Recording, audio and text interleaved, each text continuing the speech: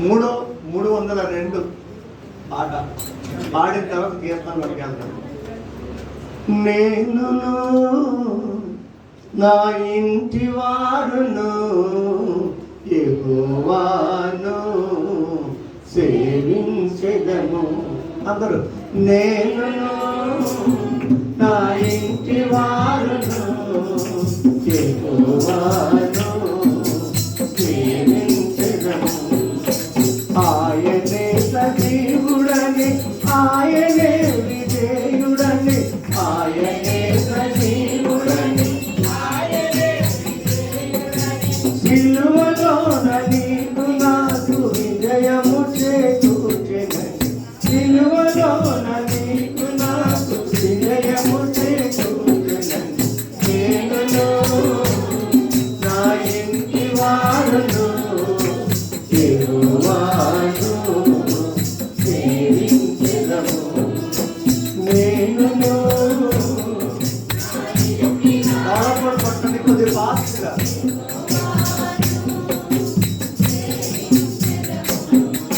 శ్రమలో శోధనలు మరణమంతములో శాంతి సమాధానం దయచేసిన దేవుడు. శ్రమలో శోధనలు మరణమంతములో శాంతి సమాధానం ఆశా నిరాశలను ఆవేదన సమయములో ఆశా నిరాశలను ఆవేదన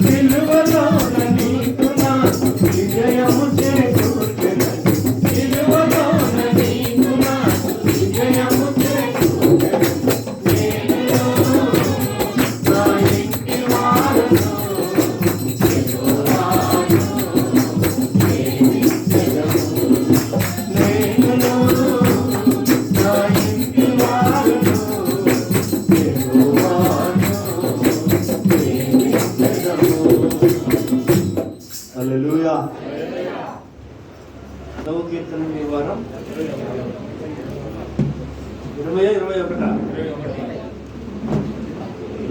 కీర్తన చదువుకుందాం. 21వ కీర్తనలో 13 చరణములు ఉన్నాయి. 13 చరణాల్లో మొదటి చరణం నేను చెప్తాను, రెండవ చరణం అందరం కలిసి చదువుతాం. అదే సమయంలో అలా నించుంటుండగానే మన మధ్యలో ఉన్న దైవజనులు మాస్టర్ ఎలీషా గారిని చెప్పండి కొడుతూ ముందుకు ఆహ్వానిద్దాం. చెప్పండి కూడా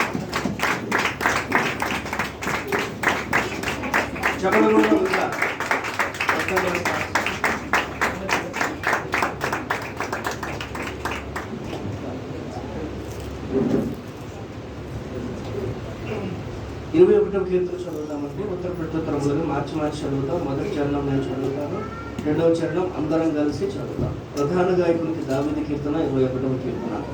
యెహోవా రాజు నీ బలమును బట్టి సంతోషించుచున్నాడు, నీ రక్షణను బట్టి అతడు ఎంతో హర్షించుచున్నాడు.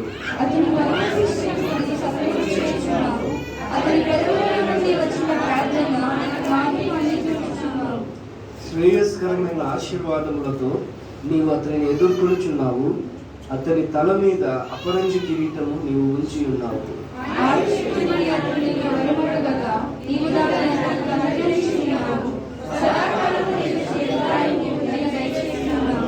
నీ రక్షణ వలన అతనికి గొప్ప మహిమ కలిగెను, గౌరవ ప్రభావములను నీవు అతనికి ధరింపజేసి ఉన్నావు.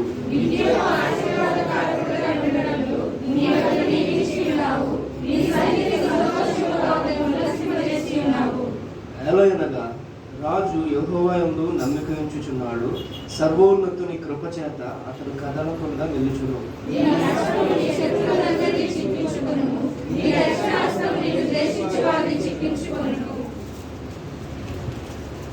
నీవు ప్రత్యక్షమైనప్పుడు వారు అగ్నిగుండము వలె అవుతారు, తన కోపము వలన యెహోవా వారిని నిర్మూలము చేయును, అగ్ని వారిని దహించును.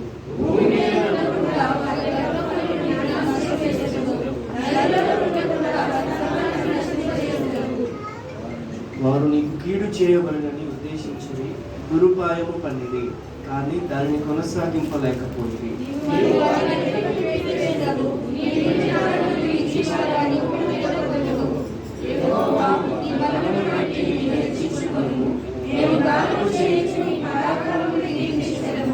దేవుడు తన పరిశుద్ధ కీర్తన దీవించుగాక. హల్లెలూయా, హల్లెలూయా. మనము సమయానికి మందిరానికి రాకపోవడం దేవుని కీడు చేయండి, ఆయన అడిగింది ఇవ్వకపోవడం దేవుని కీడు చేయండి, ఆయన ఇచ్చిన తలాంతుని మనలో మనం నొక్కివేయడం దేవునికి కీడు చేయడం. అలాగే మన తోటి కుటుంబాన్ని ఇబ్బంది పెట్టడం కానీ, మనల్ని నమ్ముకుని వచ్చిన వారిని ఇబ్బంది పెట్టడం కానీ, లేదంటే మనతోటి పరివారిని ఇబ్బంది పెట్టడం కానీ, ఏదైనా చేయడం దేవునికి కీడు చేయడం. మనుషుల ఎదుట మనము తప్పు చేసినా అది దేవుని ఎదుట చేసినట్టే. అలా మనం చేయాలనుకున్నప్పుడు ఒకవేళ అట్టి పనులు మనం చేస్తే దేవుడు ఏం చేస్తాడండి, వెనుకకు త్రిప్పి వేస్తారంట. తర్వాత వింటి నార్లను బిగించి వారిని ముఖం మీద కొడతాడు. అటువంటి దేవుడు, పరాక్రమము గల దేవుడు మన దేవుడు, బలాఢ్యుడు మన దేవుడు. కనుక అటువంటి బలాఢ్యుడైన దేవుణ్ణి, ఆ పరాక్రమం కలిగిన దేవుణ్ణి ఈరోజు ఆరాధన చేద్దాం. ఇది వరకు మనం ఏదైనా మనుషుల ఎదుట కానీ దేవుని ఎదుట కానీ ఏదైనా తప్పిదం చేశామేమో, ఆ తప్పిదంలో మనల్ని మనము సరిదిద్దుకోలేకపోయామేమో, చెయ్యకూడదు అనుకుని చేసి ఉండొచ్చు. అది దోషములు కానీ, పాపములు కానీ, అతిక్రమములు కానీ ఏదైనా సరే దేవుని మనుషులు యొక్క మనం చేసినట్లయితే దయతో దేవుణ్ణి క్షమాపణ కోరుదాం. ఇక్కడ నుండి ఖచ్చితంగా ఆయనలో బలముగా ఉండాలని ఆయన నిశ్చయించుకుని ఈ స్థలంలో మనం వెళ్దాం. మన రెండు చేతులు పైకెత్తి ఆరాధన చేద్దాం. ఆయన ఇచ్చిన యొక్క మంచి అవకాశమును బట్టి, ఆయన చూపిన ప్రేమను బట్టి, నీ కుటుంబంలో ఆయన ఇచ్చిన ఆయుష్ను బట్టి, ఎంత ఇబ్బందులతో నీకు ఉన్నా సరే ఆయన నీకు చేస్తున్న సహాయమును బట్టి ఆయన యొక్క నామాన్ని మహిమపరుస్తూ ఆయన ఆరాధన చేద్దాం. ఆయనకే హల్లెలూయా, హల్లెలూయా, హల్లెలూయా, హల్లెలూయా. పరిశుద్ధాత్మ దేవా, యేసయ్యా నీకే స్తుతులు ప్రభువా, యేసయ్యా నీకే స్తోత్రములు తండ్రి. ప్రతి ఒక్కరు ఆరాధన చేద్దాం హృదయపూర్వకంగా. ఆయన ఇచ్చిన యొక్క సమయము మరలా నీకు వస్తుందో లేదో నువ్వు చెప్పలేదు. నీ ఆయుష్ ఎప్పుడు ముగించుకుంటుందో నీకు తెలియదు. మనం ఎప్పుడు చనిపోతామో మనకు తెలియదు. నెక్స్ట్ ఆరాధనకి మనం ఉంటామో లేదో అయినప్పటికీ ఆయన పొడిగిస్తున్న యొక్క ఆయుష్ బట్టి, ఆయన చూపించిన మంచి ప్రేమను బట్టి, ఆయన చరిత్రను బట్టి ఆయన క్షామాన్ని ఆయన్ని స్మరిద్దాం, ఆయన్ని కీర్తించుకుని ఆడదాం. ఆయనకి వందనములు చేద్దాం.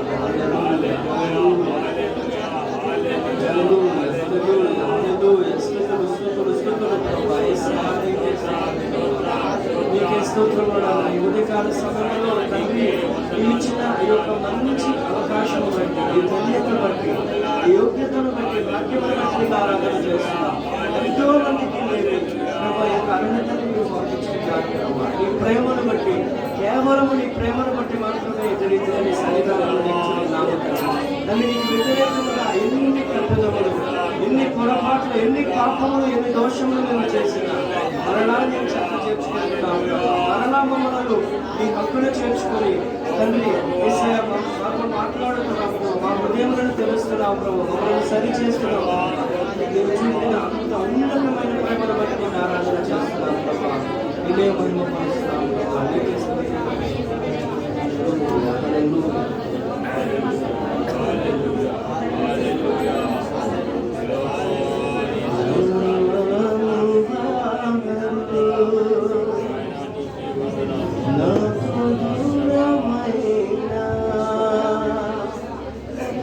నా తల్లిదండ్రులే చేయి విడిచిన ఏ క్షణమైనా నన్ను మరువకుండా నీ ప్రేమతో నన్ను దుఃఖుంటిలే. నా తోడుగా ఉన్నవాడవే, నా చేయి పట్టి నడుపువాడవే. నా తోడుగా ఉన్నవాడవే, నా చేయి పట్టి నడుపువాడవే. నా పక్షమున నిలుచువాడవే, నా పక్షమున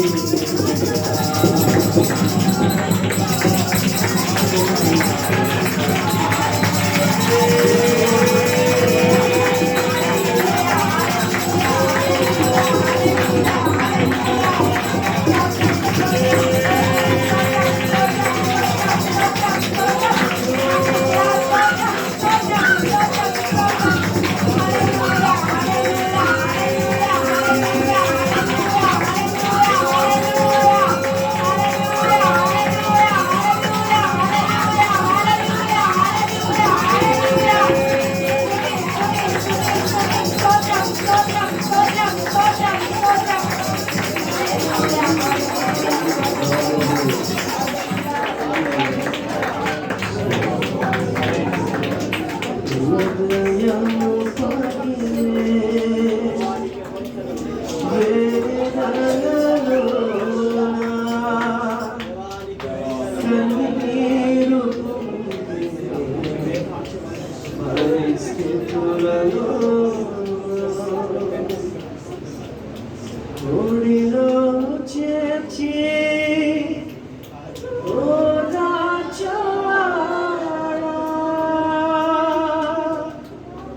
కన్నీరు తుడిచిన నా కన్న తండ్రి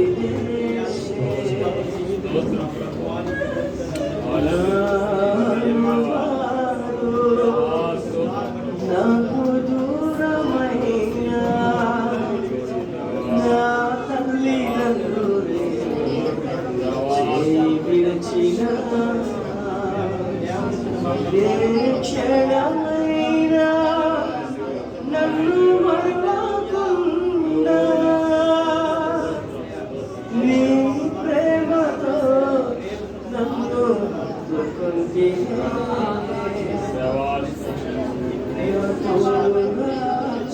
ఉన్నవాడవే నా చేయి పట్టి తడుపువాడవే నా పక్షమున నిలుచువాడవే నా పక్షమున నిలుచువాడవే నా ధైర్యము నీవే యేసయ్యా నా ధైర్యము నీవే యేసయ్యా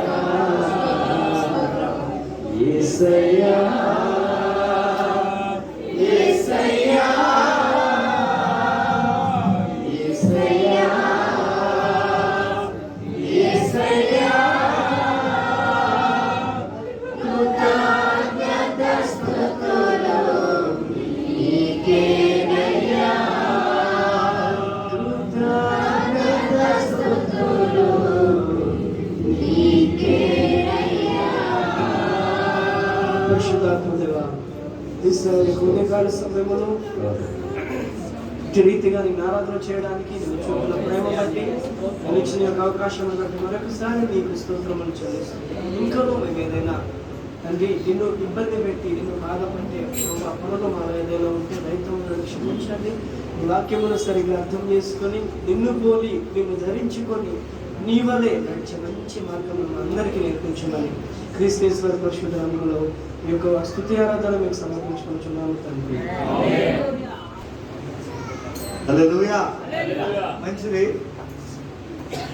మరి మీకు చాలా రోజుల నుండి చెప్తున్నాను, 21, 22, 23 3 దినాలు 3 రాత్రులు మన చర్చిలో మీటింగ్స్ ఉంటాయని. పరలోక రాజ్యము బలత్కారముగా పట్టబడుతున్నది, బలవంతంగా బలవంతుల చేతిలో ఉందని. ఎవరు బలవంతులు అంటే 7 విషయాలు చెప్పారు. ఏంటి ఆ 7? 1 ప్రేమ కలిగిన వారు, 2 జ్ఞానం కలిగిన వారు, 3 పరిశుద్ధ కలిగిన వారు, 4 ప్రార్థనా జీవితం, 5 విశ్వాస జీవితం, 6 వాక్య జీవితం, చివరిది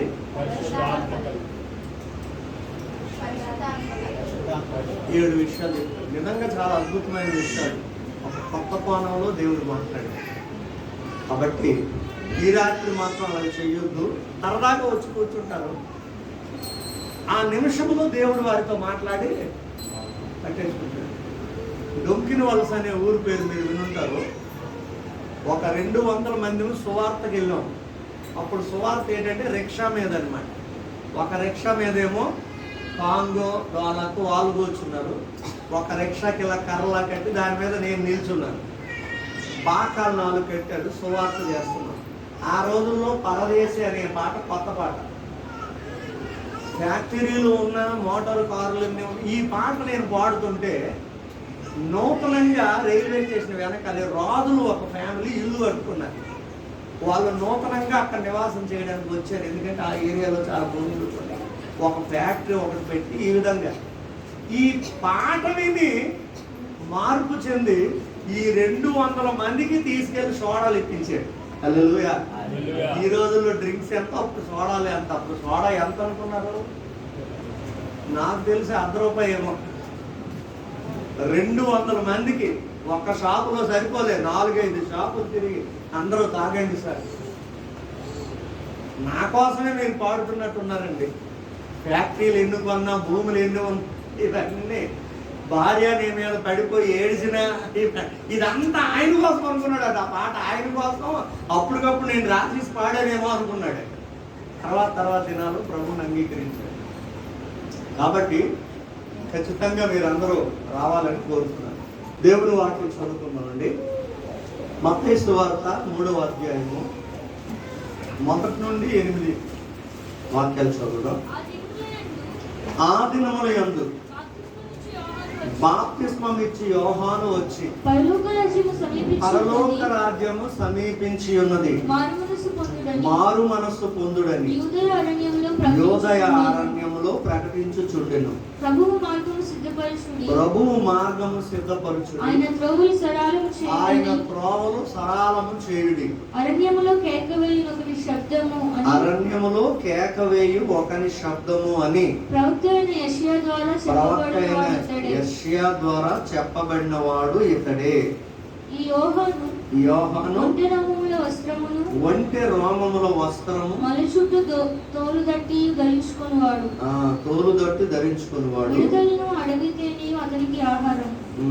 ఆ సమయమున యెరూషలేము వారును యూదయ వారందరూ యొర్దాను నదీ ప్రాంతంలో వారందరూ అతని వద్దకు వచ్చి తమ పాపములు ఒప్పుకొనుచు యొర్దాను నదిలో అతని చేత బాప్తిస్మం పొందుచుండేది.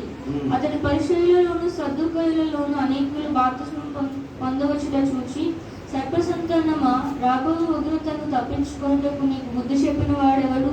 మారు మనస్సుకు తగిన ఫలము ఫలించుడి. చాలు. మారు మనస్సుకు తగిన ఫలము ఫలించుడి. ఈ మాట గురించి ధ్యానించాలి. ఆ దినముల యందు బాప్తిస్మం ఇచ్చి యోహానును దేవుడు పంపించాడు భూమి మీద. ఆ దినాల్లో, ఆ తరువాత దినాల్లో యేసుక్రీస్తు ప్రభు వారిని పంపించాడు. ఆ తరువాత దినాల్లో 12 మంది శిష్యులను పంపించాడు. ఆ తర్వాత దినాల్లో 100,000 లక్షల మంది సేవకులను పంపించాడు. మరి ప్రస్తుత దినాల్లో ఏమండి, మరి ప్రస్తుత దినాల్లో నిన్ను నన్ను పంపించాడు. హల్లెలూయా. ఇప్పుడు ఆ దినాల్లో బాప్తిస్మం ఇచ్చి యోహాను ఏదైతే సువార్త చేశాడో, తర్వాత దినాల్లో యేసుక్రీస్తు ప్రభు ఏదైతే సువార్త చేశాడో, ఆ తర్వాత దినాల్లో 12 మంది అపోస్తులు ఏదైతే సువార్త చేశారో, ప్రెజెంట్ మనం కూడా అదే సువార్త ప్రకటించాలి. ఏంటా సువార్త? పరలోక రాజ్యము సమీపించి ఉన్నది, మారు మనస్సు పొందండి.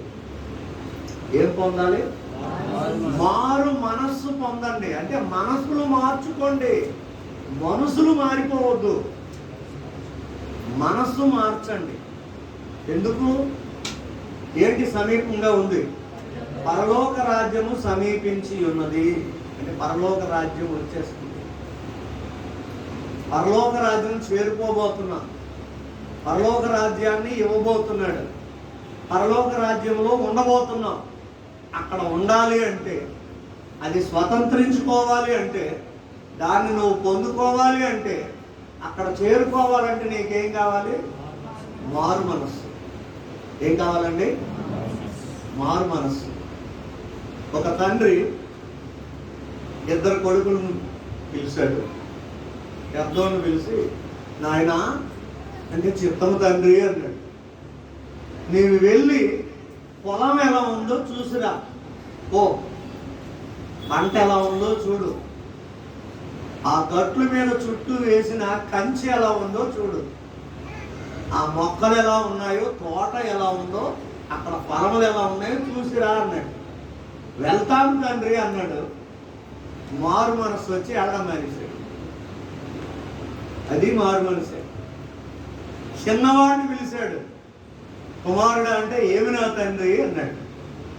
నువ్వు పొలంలోనికి వెళ్ళు, పంట ఎలా ఉందో, చెట్లు ఎలా ఉన్నాయో, చుట్టూ కంచె ఎలా ఉందో చూసిరా అంటే నేను వెళ్ళను తండ్రి అన్నాడు. మారు మనసు పొంది వెళ్ళాడు. హల్లెలూయా. ఇద్దరూ మారు మనసు పొందారు కదా. వెళ్తాను అన్నాడు, వెళ్ళలేదు. అది మారు మనసే. ఎందుకు వెళ్ళలేదంటే నా మనసు మారిపోయిందండి. ఈరోజు క్యాంప్ వెళ్ళాలనుకున్నాను పాస్టర్ గారు, మళ్ళీ ఆదివారంతో నేను వెళ్తాను అని మనసు మార్చుకున్నాను. కొందరేమో అసలు వెళ్ళకూడదు అనుకున్నానండి ఈరోజు ఆదివారం, కానీ తప్పనిసరి పరిస్థితుల్లో నేనే పేరెంట్ అన్నమాట. అక్కడ నేనే కుల పెద్దనాడు అక్కడ, అందుకే తప్పదు కాబట్టి వెళ్ళానండి. ఈ రెండు మారు మనసు. అయితే మారు మనసుకు తగిన ఫలము ఫలించండి అన్నాడు. అయితే ఇప్పుడు ఇద్దరు కుమారులు మారు మనసు పొందారు. తండ్రి ద్వారా దీవెనలు కానీ ఆశీర్వాదాలు కానీ ఎవరికి వస్తాయి ఏంటి? ఎవరికి వస్తాయండి? పెద్దోడికి వస్తాయి, చిన్నోడికి వస్తాయి. ఏమి? మారు మనసు పొంది మంచి పని చేశాడు. వాడు మారు మనసు పొంది చెడ్డ పని చేశాడు అంటే చేయలేదు. దాని అర్థం చెప్పిన మాట వినలేదు. నువ్వు చెప్పిన మాట వినకుండా నేను మారు మనసు పొందానండి అంటే అబద్ధం. బాప్తిసం తీసుకున్నప్పుడు మీ నోటితో మీరు అందరూ చెప్పారు కదా, యేసు ప్రభు అని నమ్ముతున్నావా? నమ్ముతున్నాను. దేవుడు మృతుల్లో నుండి ఆయన లేపునని నమ్ముతున్నావా? నమ్ముతున్నాను. యేసు కొరకే జీవిస్తావా? జీవిస్తాను. ప్రతి ఆదివారం ఆరాధనకు వస్తావా? నా లేకపోయినా మొండేమైన వచ్చేస్తాను అంత పోతున్నాను. మరి ఏది ఏది అంటే నీ మనసు మార్చుకున్నావు, చెడిపోయావు. నువ్వు మాట ఇచ్చావు, దాన్ని నెరవేర్చలేదంటే నువ్వు చెడిపోయావు, దుర్మార్గుడు అయిపోయావు, దౌర్భాగ్యుడు అయిపోయావు, దుష్టుడు అయిపోయావు. అందుకు మాట ఇచ్చి నెరవేర్చలేదు అంటే నువ్వు మంచి మనిషివి కాదని అర్థం. మంచి మనిషికి దక్షిణాడు ఎన్ని మాటలు? మంచి మనిషికి ఒక్క మాట చాలు. మంచి పశువుకి ఒక్క దెబ్బేస్తే చాలు, ఆ పశువు సరి చేసుకుంటాం. మరి నువ్వు ఎన్ని మాటలు ఉన్నాయి, ఎన్ని హెచ్చరికలు నీకు వినబడుతున్నాయి? మరి నువ్వే మనిషివి? ఒకసారి మీకు మీరు చెక్ చేయండి. మాట ఇచ్చావు, తప్పిపోయావు. పెద్దోడు అలాగే చేశాడు. వెళ్తాను అన్నాడు, మానేశాడు. అంటే తండ్రి మాటకి అక్కడ గౌరవం లేదు, తండ్రికి విలువ లేదు, తండ్రి మాటకు లోబడలేదు, తండ్రికి విధేయుడు అవ్వలేదు. మరి అలాంటి వాడికి తండ్రి ఏమిస్తాడు చెప్పండి? చిన్నవాడైతే వెళ్ళను అన్నాడు, మనసు మార్చుకున్నాడు.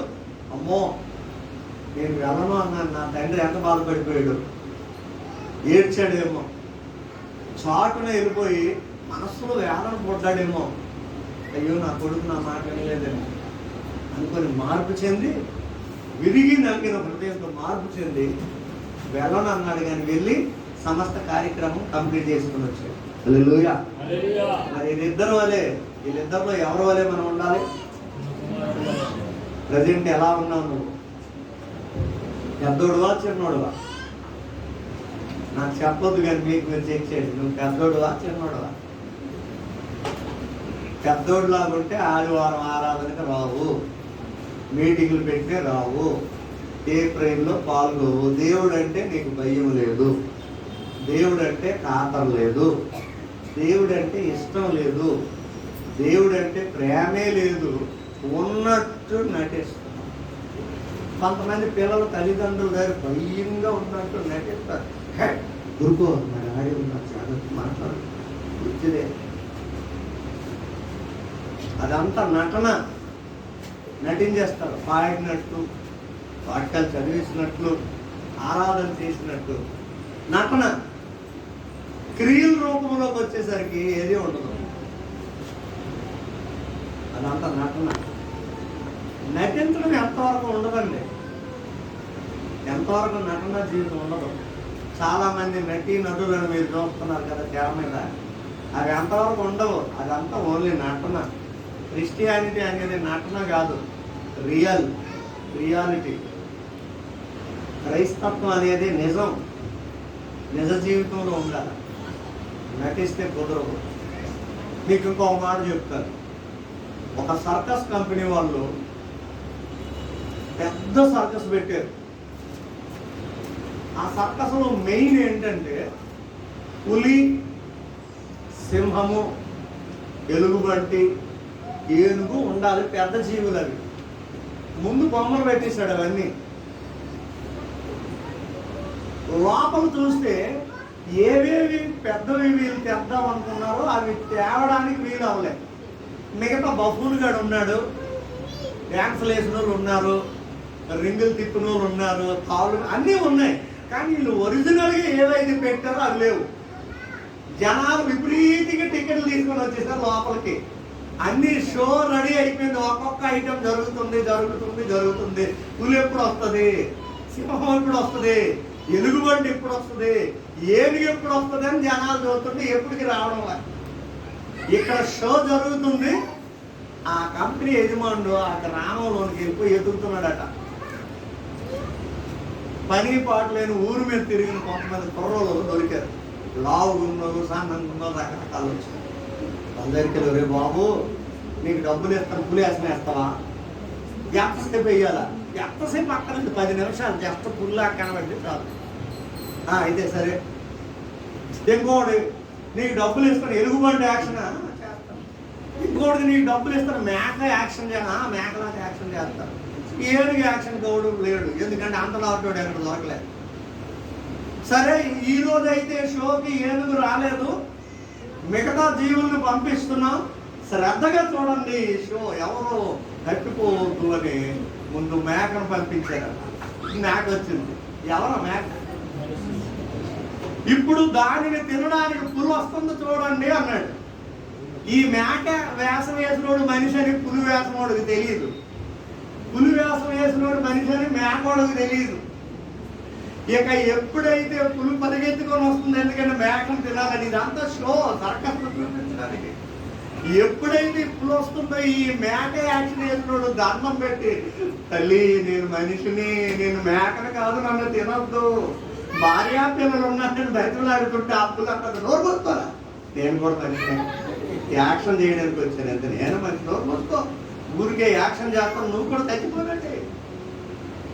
దేనికి వచ్చారండి వీళ్ళందరూ? అప్పుడు డబ్బులు తీసుకున్నారు, వెళ్ళిపోయారు. ఈ రోజుల్లో క్రైస్తవ సంఘాల్లో యాక్టర్లు ఎక్కువైపోయారు. ఎవరండి? యాక్టర్లు, యాక్షన్ క్రైస్తవులు ఎక్కువైపోయారు. పాస్టర్ గారులోనైతే మరి ఇంకా ఎక్కువ మంది అయిపోయారు. రెవరెన్స్లోనైతే ఇంకా తిరిగి చూడక్కరే లేదు. యాక్షన్ ఊరికే ప్రైజ్ ద లార్డ్, అది హృదయం లోపల నుండి వచ్చింది కదా, ఓన్లీ పేదలు అంటే అలవాటు పదం అయిపోయింది. మనస్ఫూర్తిగా చెప్పిన వాళ్ళు లేరు, వాక్యానికి బెండ్ అయిన వాళ్ళు లేరు, బొండైపోతున్నారు. వాక్యాన్ని గౌరవించిన వాళ్ళు, వాక్యాన్ని ప్రేమించిన వాళ్ళు, దేవుడు అంటే భయం ఉన్న వాళ్ళు లేరండి. యాక్షన్. బాప్తిస్మం ఇచ్చే యోహాను ఉన్న రోజుల్లో అలాంటి యాక్షన్ వాళ్ళు వచ్చారండి అక్కడికి. ఎవరంటే వాళ్ళండి? శాస్త్రులు, పరిచయులు, సద్దులు, అందరూ యాక్టర్సే. అందులో శాస్త్రుల పొజిషన్ ఏంటంటే, మేము నెంబర్ 1 శాస్త్రులము, శాస్త్రాలన్నీ మాకే తెలుసు. వాళ్ళ యాక్షన్ అది. శాస్త్రం తెలుసు అంతే, శాస్త్రంలో ఏముందో తెలుసు వాళ్ళకి, కానీ శాస్త్రం ప్రకారం నడవడం తెలియదు. దేవుని వాక్యం ఉంది కదా, ధర్మశాస్త్రమును చదువు వారు పరలోక రాజ్యానికి వెళ్ళరు, కానీ ధర్మశాస్త్రం అనుసరించి నడుచువారే నీతిమంతులుగా ఎంతబడుదురు అని రోమా పత్రికలో పౌలు గారు చెప్పారు. అలాగే పరిచయులు ఉన్నారు, వీళ్ళు అనుకుంటారు మా అంతటి నీతిమంతులు మరొకరు లేరు, శాస్త్రం ఓన్లీ శాస్త్రాలు బోధిస్తారు అంతే, మేమైతే నీతిగా ఉంటాం. పరిచయులు ఎటువంటి నీతి అండి? వారమునకు 2 మారులు ఉపవాసం చేస్తారు, విశ్రాంతి దినాన్ని పాటిస్తారు, వారికి కలిగిన అన్నిటిలో 10వ భాగము చెల్లించేస్తారు. అలాంటి వాళ్ళు కానీ హృదయం లోపల అజితేంద్రియముతో నిండిపోయారు. ఇంకా 3వ టీం ఉన్నారు, సద్దూకయ్యులు. వీళ్ళు శాస్త్రులు కాదు, పరిచయులు కాదు, కానీ వారికంటే వీరికంటే మేమే బెటర్. మాకు ధర్మశాస్త్రం తెలియకపోయినా, శాస్త్రులు లాంటి రీతి లేకపోయినా, మేము ఏదైతే పట్టుబట్టామో ఆ మాట మీద మేము నిలబడిపోతాం అంతే. దేవుని వాక్యం తప్పిపోయినా పర్లేదు, మేము అనుకున్న మాట మీద మేము నిలబడతాం అంటారు అంతే. ఇలాంటి వాళ్ళు వచ్చేసారు అక్కడికి బాప్తిస్మం పొందడానికి. ఎందుకంటే ఆ దినములు ఎందు బాప్తిస్మం ఇచ్చి యోహాను వచ్చి సువార్త ప్రకటించాడు. ఆయన సువార్తను విని మార్పు చెందిన వాళ్ళందరూ యోర్దాను నదిలో బాప్తిస్మాలు తీసుకుంటూ వీళ్ళు కూడా వచ్చేసారు. వీళ్ళందరూ ఎవరని చెప్పాను ముందే? యాక్టర్స్. ఊరికే మారు మనసు ఏం లేదు, కానీ మారు మనసు పొందినట్టు జస్ట్ కనబడతారు.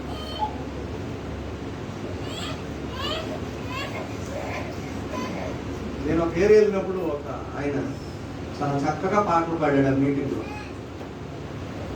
రెండోసారి కొన్ని నెలల తర్వాత రెండోసారి అదే ఊరు వెళ్ళాడు. ఇక్కడ బాగా పాటలు పాడేవాడు లాస్ట్ టైం వచ్చాడు, ఆయన లేదంటే ఉన్నాడే అని బయటికి వెళ్ళాడంటే ఊరిలో పెళ్ళి అవుతుంది. మరి పెళ్ళి అయితే ఎందుకంటే పాటలు ఏం పాడలేడు, సినిమా పాటలు పాడడానికి వెళ్ళాడు. మీటింగ్లో ఏమో దేవుడు పాటలు పాడాడు, అక్కడేమో సినిమా. అదేంటది మరి ఈరోజు ఇక్కడ పిలవలేదంటే పిలిచాం కానీ వాళ్ళు డబ్బులు ఎక్కుతారు. చర్చిలో పాటలు పాడితే డబ్బులు ఇస్తామా? ఏమండి ఇస్తామా? అక్కడ పాడితే ఓహో ఇక్కడ పాడుతాడు అక్కడ పాడుతాడు. ఎక్కడ ఏ పాటలు పాడాలో మీలో కూడా చాలా మంది కదా కొన్నిసార్లు మర్చిపోయి సినిమా పాటలు పాడేస్తారు. నేను కొంతమంది పాడేస్తుంటే దేవుని పాటే అనుకుంటాను. మనం ఎక్కడో ఒక పాట వచ్చి అబ్బా చాలా చక్కగా ఉంది అంటే అభిషేక్ అంటున్నాడు, డాడీ అది సినిమా పాట, ఆ దేవుడి పాట అనుకుంటున్నాను నేను. ఎందుకంటే దేవుడిని నమ్ముకున్నాడు కదా, సినిమా పాటలు ఎందుకంటే దేవుడి పాటే అనుకుంటున్నాను. యాక్షన్ వద్దండి, ఎంతవరకు యాక్షన్ వేసి చాలు. దేవుని కోపం వచ్చిందంటే కరోనా కంటే పెద్దది పంపించేస్తారు. ఇక యాక్షన్ చేయొద్దు. ఎంతగా ఉండగలవో అంతగా ఉండడానికి ప్రయత్నం చేయాలంటే ఇక యాక్షన్ లైఫ్లో పోయే. అయితే బాప్తిస్మం ఇచ్చి యోహాను వచ్చి ఆయన చేసిన ప్రకటన ఏంటి? పరలోక రాజ్యము సమీపించి ఉన్నది అంతే. ఈ రెండు చెప్పాలండి. నువ్వు కూడా ఈ రెండింటికి సంబంధించినవే చెప్పాలి. సువార్త పరలోక రాజ్యం గురించి ఎందుకు చెప్పాలి? ఇహలోక రాజ్యాలు శాశ్వతం కాదు నాయన అని నువ్వు చెప్పు. నీకింకా జ్ఞానం ఉంటే దానియేలు గ్రంథంలోనికి వెళ్ళిపోయి నెబుకద్నెజరుకు వచ్చిన దర్శనం చెప్పు. నెబుకద్నెజరుకు ఒక దర్శనం వచ్చింది నాయన. ఒక విగ్రహం కనబడింది. ఆ విగ్రహం ఎలాంటిదండి? శిరస్సేమో బంగారం కాదు, మేలిమి బంగారం. శిరస్సు ఏంటండి? ఇప్పుడు మీరు వాడుతున్న బంగారం అంతా మేలిం బంగారం కాదు. నిజమనుకుంటున్నారే పంపదీసి. మేలిం బంగారం మన ఇండియాలో లేదు, నమ్ముతారా? మేలిం బంగారం కాదు మనం వాడింది, జాకోబ్ బంగారం అంటే. జాకోబ్ సీరియస్గా చూస్తున్నాడు. ఆయన పనిచేసిందే ఎందులో? ఖజానాలో. బంగారం ఒరిజినల్ కాదంటారా? ఇది కాదు ఒరిజినల్. మేలిం బంగారం వేరు, శిరస్సేమో మేలిం బంగారం. ఆయన దర్శనంలో కనబడిన ఆ యొక్క బొమ్మ. తర్వాత ఏంటండి? ఈ బొత్తుములు, ఈ భాగమేమో వెండి, ఈ ఉదరమేమో ఇత్తడి, కాళ్ళ దగ్గరికి వచ్చేసేమో ఇనుము, పాదాల దగ్గరికి వచ్చినేమో ఒక పాదము మట్టి, ఒక పాదము. ఆయన కలిగిన దర్శనం ఇదండి. దానియేలు గ్రంథం 2వ అధ్యాయం గుర్తుంచుకోండి, చదవడానికి కాదు, తర్వాత చదువు. ఇది నెబుకద్నెజరుకు కలిగిన దర్శనం. ఇంతవరకు భూమి మీద ఏ మానవుడికి కూడా అలాంటి దర్శనం కలగలేదండి. ఆనాడు నెబుకద్నెజరుకు కలిగిందంటే క్రీస్తు పూర్వం ఇంచుమించుగా 1500 సంవత్సరాలు అప్పుడు. అంటే ఆయనకి ఆ దర్శనం కలిగి ఇంచుమించుగా 3700 సంవత్సరాలు అయింది. ఎప్పుడు ఈ దర్శనం చూశాడో, అంటే కలగా అన్నాడో, నిద్ర పట్టలేదట, నమాదే వేసిపోయాడు. మనకి దర్శనం కళ వస్తే ఏంటి కనబడదు? ఒక మనిషి అయినా కనబడాలి, ఒక గేదె కనబడాలి, ఒక సింహమైన, ఒక పామైన, ఒక దెయ్యం అయినా ఏదో కనబడాలి, ఒకటే రూపం. కానీ ఆయనకి ఎన్ని రూపాల్లో ఉన్న విగ్రహం కనబడింది. నిద్ర పట్టలే, అమాంతంగా లేచిపోయాడు. రాత్రంతా అటు ఇటు తిరిగారు. రాణి గారు లేచారు, ఏమండి నిద్ర పడ్డం లేదా? ఏమి, నా హృదయం అంతా కలతగా ఉందండి. అయితే అర్జెంటుగా జ్ఞానం రప్పించండి. చూడండి, ఇలా కలతగా ఉన్నా, ఇలా బాగు లేకపోయినా వాళ్ళ దగ్గరికి ఎవరు రావాలి? జ్ఞానం రావాలి, ముఖ్యమంత్రులు రావాలి, ప్రధానమంత్రులు రావాలి, పౌరులు రావాలి, ఇలా అందరినీ, సంగీత విద్వాంసులు అందరినీ సమకూర్చేసేవాడు. అందరూ వచ్చేసారు. ఏంటి రాజా, ఏం జరిగింది? రాత్రి ఒక కళ వచ్చింది, భయం వేస్తుంది. ఆ కళ వచ్చిందండి. జ్ఞానులు వచ్చారు. చెప్పండి రాజా కళ, మీరు కళ చెప్పండి అర్జెంటుగా, భావం ఏంటో నేను చెప్పేస్తాను. భావం చెప్పిన వెంటనే మీరు ఎలాగో బహుమానం ఇస్తారు. మీ మెడలో బంగారు హారం నేను తీసుకొస్తాను, చెప్పండి అన్నాడు. సరే చెప్తా నేనండి అన్నాడు. ఆయన కళ చెప్తాడని అలాగే ఎదురు చూస్తున్నారట. నేను ముందు చెప్పి రాజుగారి దగ్గర బహుమానం కొట్టేద్దామని. ఒక 10 నిమిషాలు అయిన తర్వాత అంటాడు రాజుగారు, కళ మర్చిపోయానయ్యా అన్నాడు. ఏం చేశాడండి? కళ మర్చిపోయాడు. మరి ఇప్పుడు ఏం చేయమంటారు? అయితే మేము ఇక సెలవు, మేము వెళ్తామంటే, వెళ్ళడానికి వీలేదు, మర్యాద కూర్చోండి. కళ మీరు చెప్పాలి, దాని భావము మీరే చెప్పాలి, లేదంటే ఎక్కడి నుండి ఒక్కడ కదలడానికి వీలు లేదు, మీ అందరు తలకాయలు పార్సల్ చేసి పంపిస్తాను కేక్ ముక్కలాగని చెప్పాడు. అంతవరకు అంత ఉద్రేకంతో నేను చెప్పేస్తాను బంగారు హారం తీసేసుకుంటాను అన్నోళ్ళు బతికితే చాలు అని స్టేజ్కి వచ్చేసారంటే. ఈ కరోనా వచ్చేసరికి మనందరికి ఏమనిపించింది? ఇల్లు వద్దు, పొల్లు వద్దు, చర్చి వద్దు, బిల్డింగ్ వద్దు, నాయన బతికితే చాలు. ఇప్పుడు ప్రజెంట్ అలాగే ఉంది కదండి, బ్రతికితే చాలు నాయన అన్నట్టు ఆ స్టేజ్కి వచ్చేసారు. ఇప్పుడు రాజ్యం అంతా ఏడుపు మొదలతో ఉన్నారు. రాజుగారి నోట నుండి ఒక మాట రిలీజ్ అయిందంటే ఖచ్చితంగా జరిగిపోతుంది. ఇక తలకాయలు లేచిపోతాయి. ఇప్పుడు ఏం చేయాలి? ఏడుస్తున్నారు. భార్యలు, పిల్లలు అందరు ఏడుస్తున్నారు. ఖచ్చితంగా వీళ్ళందరూ మగవాళ్ళు మొత్తం చచ్చిపోతారు. జ్ఞానులందరూ, ముఖ్యమైన వాళ్ళందరూ చచ్చిపోతారు. ఆ ముఖ్యమైన వాళ్ళు ఎవరు అనుకున్నారు? ఎమ్మెల్యేలు, ఎంపీలు, మినిస్టర్లు, ఆర్థిక శాఖ మంత్రులు, ప్రధానమంత్రులు, ముఖ్యమంత్రులు, సైంటిస్టులు, కవులు, రైటర్లు, సింగర్లు, స్పీకర్లు, వీళ్ళందరూ అనమాట ముఖ్యమైన వీళ్ళందరూ చచ్చిపోతారు. మహా గందరగోళంగా ఉంది రాజ్యంలో. ఇప్పుడు ఆ పరిస్థితి చూడండి ఎలా ఉంటుంది. ఇక్కడ ఇంత గందరగోళంగా ఉంటే అక్కడ మన బ్రదర్ ఒకడు ఉన్నాడండి. ఎవరు? దానియేలు. ఈయనేం చేస్తున్నాడు తెలుసా? తన వాడుక చొప్పున దినమునకు ముమ్మారు మోకరించి ప్రార్థనలో ఉన్నాడు.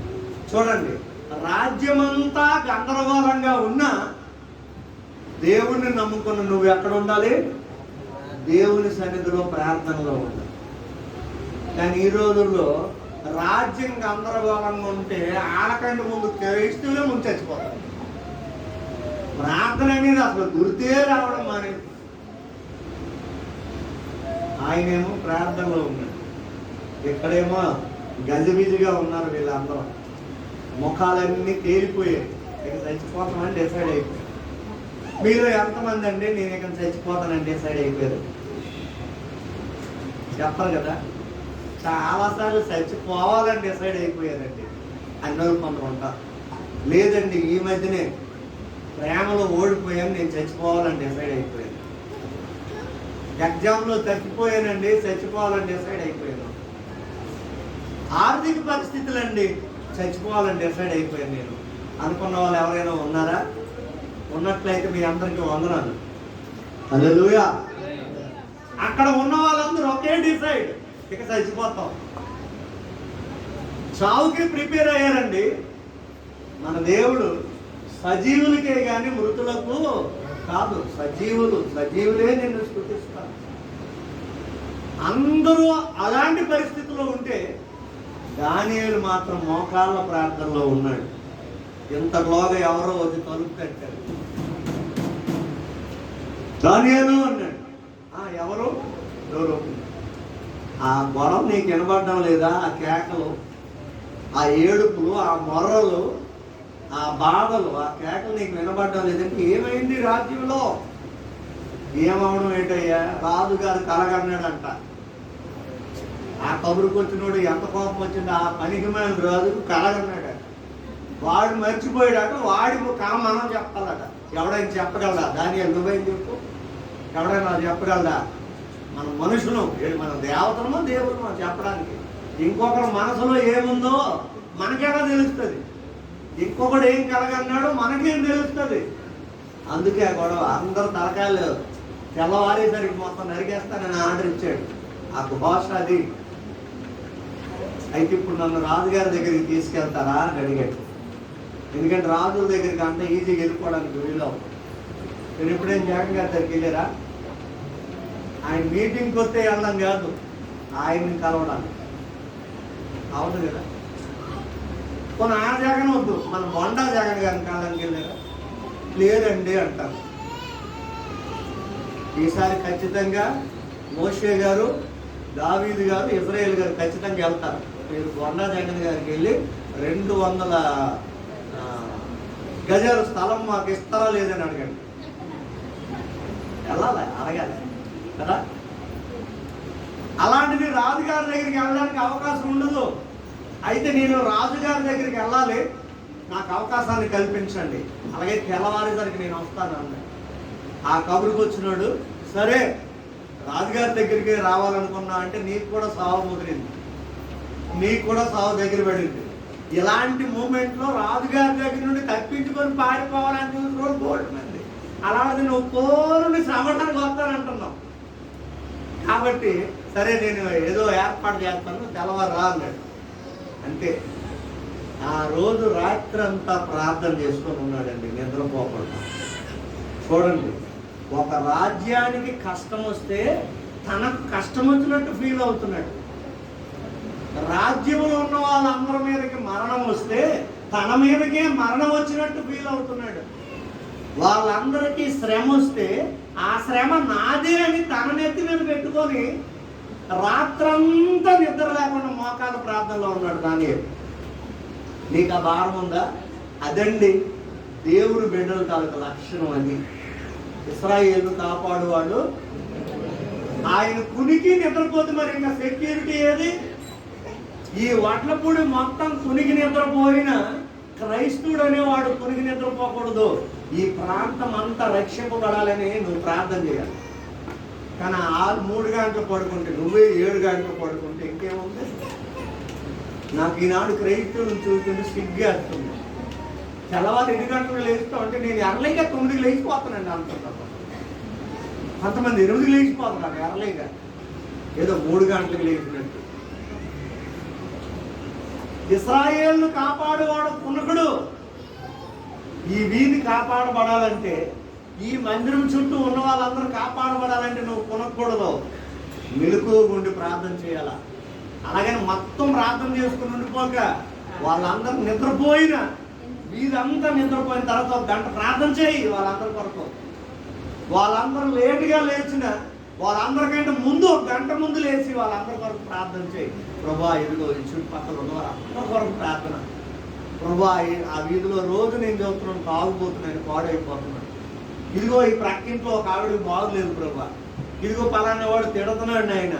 వాళ్ళందరి కొరకు ప్రార్థన చేయి. ఆ భారము నిజమైన క్రైస్తవుడి గుండెలో ఉంటుంది.